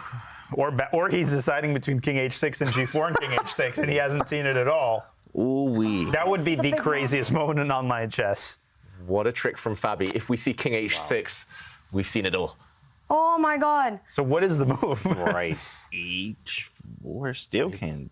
Maybe just retreat the black queen now. I'm scared of any stalemates. I'm scared of getting checked. Queen f6, just get that queen back closer to the king. Start threatening the pawn advance then. Keep everything under control. But not king h6. That would be the weirdest thing that could happen. The white, or maybe not. We've seen crazy things today. We've seen crazy. King he goes king g7. When I saw that king move away from h7, my heart just leapt out of my chest. But there's no direct threat because g4 still doesn't mate. And if a Fabi was to pick up that a6 pawn, which he's going to do. Ooh, then this is counterplay.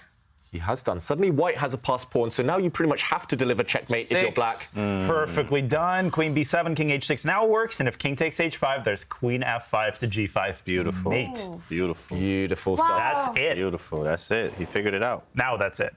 Yeah, checkmate is threatened and no way to deal with that. Just to show Daniel's idea, a check now forces the white king back and the king is trapped. Note how white now has a passed a pawn, so there's never any stalemate Queen ideas. f5 and g5, and the pawn delivers the mate. Okay, he could have done that. It's happening. Queen d2. Is that the winning move? And that's it. We have a winner. Nodirbek Abdusattorov wins the ChessKid Cup. Fabiano Caruana resigns a mate in one, and there he is. What a dream run it has been, winning Division 2 of the Chessable Masters, qualifying for Division 1 of the ChessKid Cup. And this chess kid was unstoppable in this tournament. A huge congratulations, David. What a match performance this was.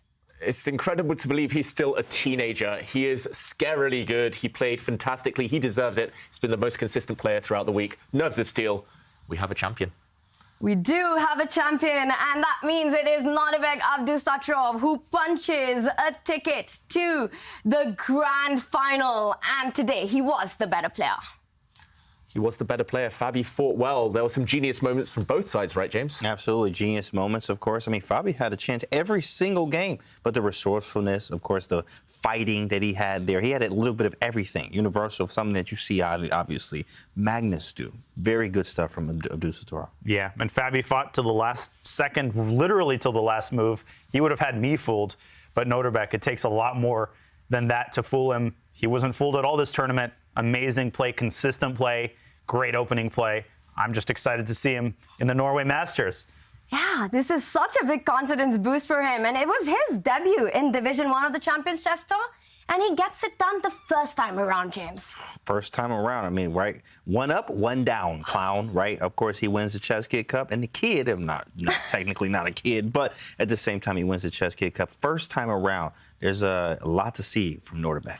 Another big feather in Nodirbek Abdusattorov's already super impressive career. He is just 18 years old. He is the former World Rapid Champion in 2021, and he's here joining us after that incredible match. Congratulations, Nodirbek. Thank you. Nodirbek, you were playing today against one of the best players in the world, and you took it in set 1. How did you do it? Yeah, it was a really tough match. I think he had a very good chance to beat me because he was getting very good positions out of the opening, and okay, he outplayed me in game 2, I guess. But I was lucky to find some good moves, and it was after, I think he missed d6, knight a3, and then I took the initiative, and I managed to convert it very well, I guess. Yeah, in the game 3, he just surprised me in the opening. I think knight e7. Okay, it was a surprise for me, and I think he got very good position out the opening, and then I got some kind of attack, but it wasn't enough. So yeah, And yeah, at the end, I think I got some chances to draw, but it was very tough, and I was very low on time, and yeah, it was very difficult, and I just blundered. Yeah, in game 4, I think it was a very good game by me. The only game that I can be somehow proud of, but yeah, it was a very difficult match, obviously. It was a very difficult match and some very up and down games. Nodirbek, how confident were you feeling coming into the match? Yeah, I was kind of confident because I managed to beat him earlier. But of course, he's a very strong player, and he has shown that he can make comebacks after loss, even in this match. So yeah, it's very difficult. Nodirbek, obviously, there's no rest for the winners. You have the Norway Masters coming up. First of all, are you going to celebrate in any way, or is it right back to work? And second of all, how excited are you to face off once again against Magnus Carlsen in your upcoming tournament? No, I think I will just start just working. I'll just start concentrating for Norway chess, and yeah, it's very strong tournament. Obviously, Magnus plays there, and yeah, I'm very excited to play against him. Yeah, I think it will be a very interesting tournament, and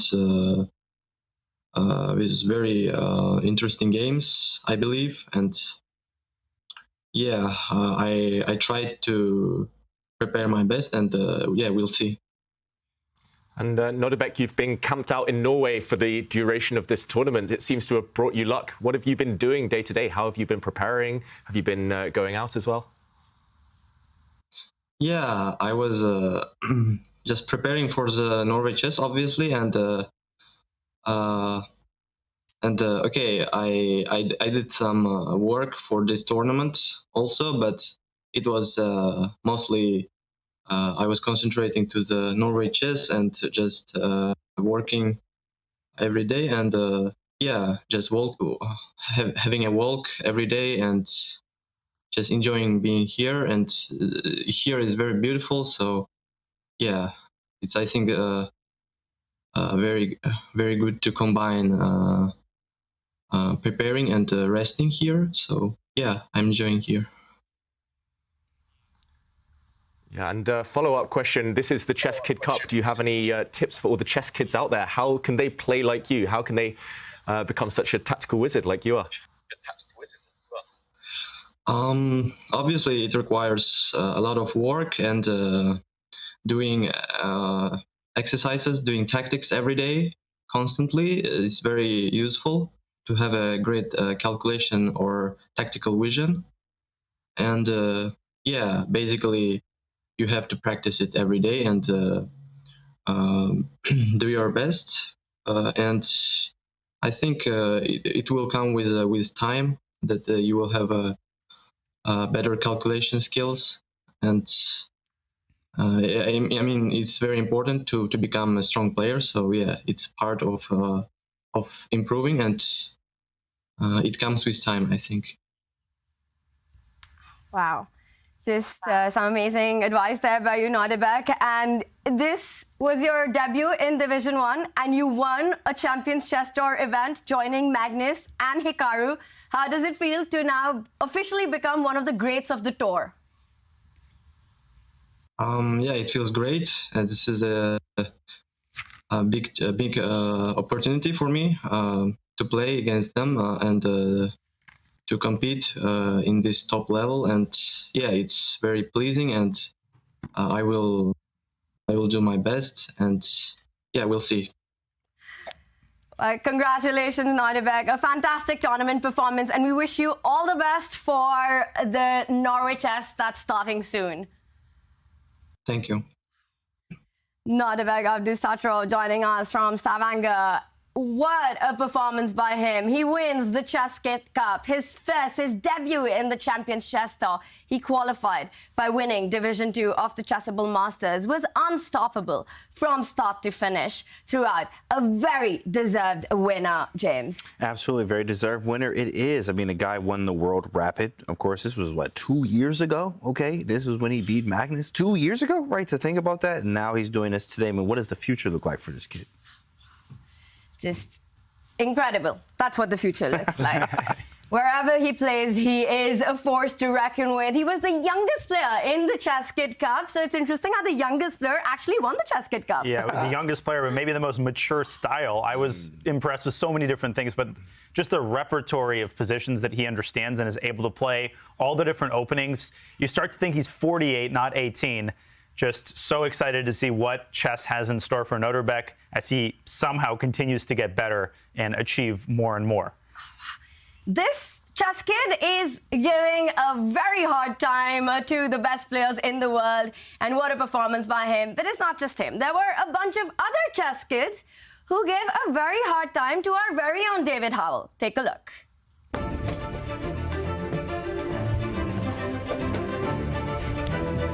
I'm so sorry. Sorry, that's checkmate. That's checkmate as well. Thanks for the games. Thank you so much. Well played. So, with a bit of luck, I managed to win all the chess games. It was hard work though, and now the kids have prepared a special challenge for me. Will I survive? What's the capital of Guyana? And you know this answer? Yeah, I do. Oh my gosh. I thought we'd start easy, like what's 2 times 2? What's the name of Zeus's father? Oh wait, there's a movie. Okay. I know this. Cronus. Cronus. Oh. Is the footprint of a caveman a fossil or not? I will say yes. It's actually not a fossil. What is it? It's a trace fossil. The trace fossil. Where's Mount Everest? I don't even know. I don't even know. The kids broke my confidence to the point where I couldn't even understand some of the questions. What do all the coordinating conjunctions put in a certain order spell out? I was lost. The biggest country in Africa. Egypt?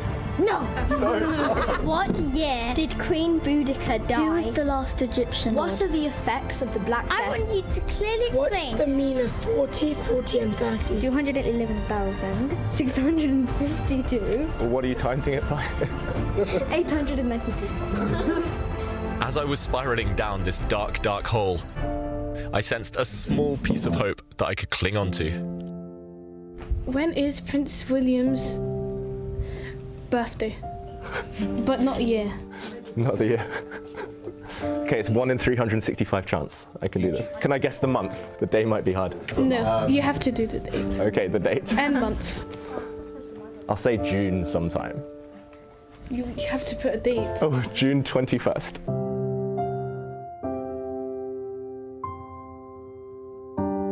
Yes.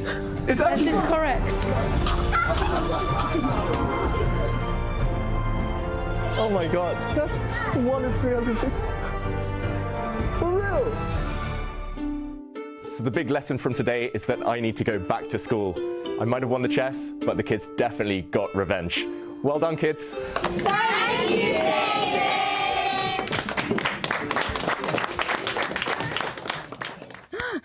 David, you were so happy at the end. I was so happy I got like 1 question out of 1,000,000. But yeah, either way, those were the loveliest kids I've ever met, and clearly I need to go back and join them in school. Just thanks, kids. Shout out. Keep up with the chess as well. I'll be back sometime. That's the message for all the chess kids out there. And one chess kid, of course, who's super happy today is Nodirbek Abdusattorov. He is the winner of the ChessKid Cup. We've got Simon back in the studio. Simon, we've got other division winners as well. Yeah, that's right. Just a quick update of all the divisions, and I never realised that David was a secret Prince William fan either. So he claims to guess that day. I just don't believe him. Genuinely. 1 out of 365. I think he's got posters of Prince William all around his bedroom, really. But anyway, back to the chess. So in Division 2, we had a very big victory from Fedorcev. Or Big Fish on Chess.com. He's a regular on Chess.com. He plays in the Title Tuesday competitions, and he won the Armageddon game, actually, surprisingly, because he had a very bad position there, but showing his online skills. And I think, as Daniel was saying, Fedorcev is just a quality act. He's had brilliant results in the past, and it'll be great to see him move up to Division 1. And he's also got $10,000 in his pocket. And Division 3, the winner of Division 3, if we move over there, was someone who's dominated it throughout. Maybe not, well, certainly not one of the favourites, and I would never have put my money on Alan Pichot before, but he's been dominating, and he's played amazing chess throughout, and he's a very deserved winner. So I hope to see him move up some divisions and show his class in the other divisions as well. So those are the winners, and it's been a lot of fun.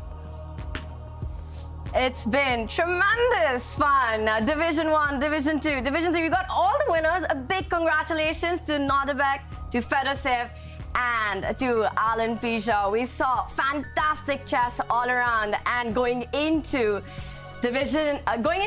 leg 4 of the tour, these will be our standings. It is Hikaru Nakamura at the top after his win in the Chessable Masters with 270, and we see Nodirbek has joined the top players there with 200 points. A huge win in Division 2 in the Chessable Masters, and then Division 1 of the ChessKid Cup. And tour points are critical for the players to make it to the season final. So far, 3 spots have been booked by Hikaru, Magnus, and Nodirbek. Daniel, a fantastic performance there, and with that, they also take home big bucks. And there we see Nodirbek Abdusattorov with $40,000. Hikaru Nakamura with a big win of $57,500. That's a pretty good paycheck there. Daniel, this is your first time in the studio. We have a new winner in the Champions Chess Tour. Did you have fun?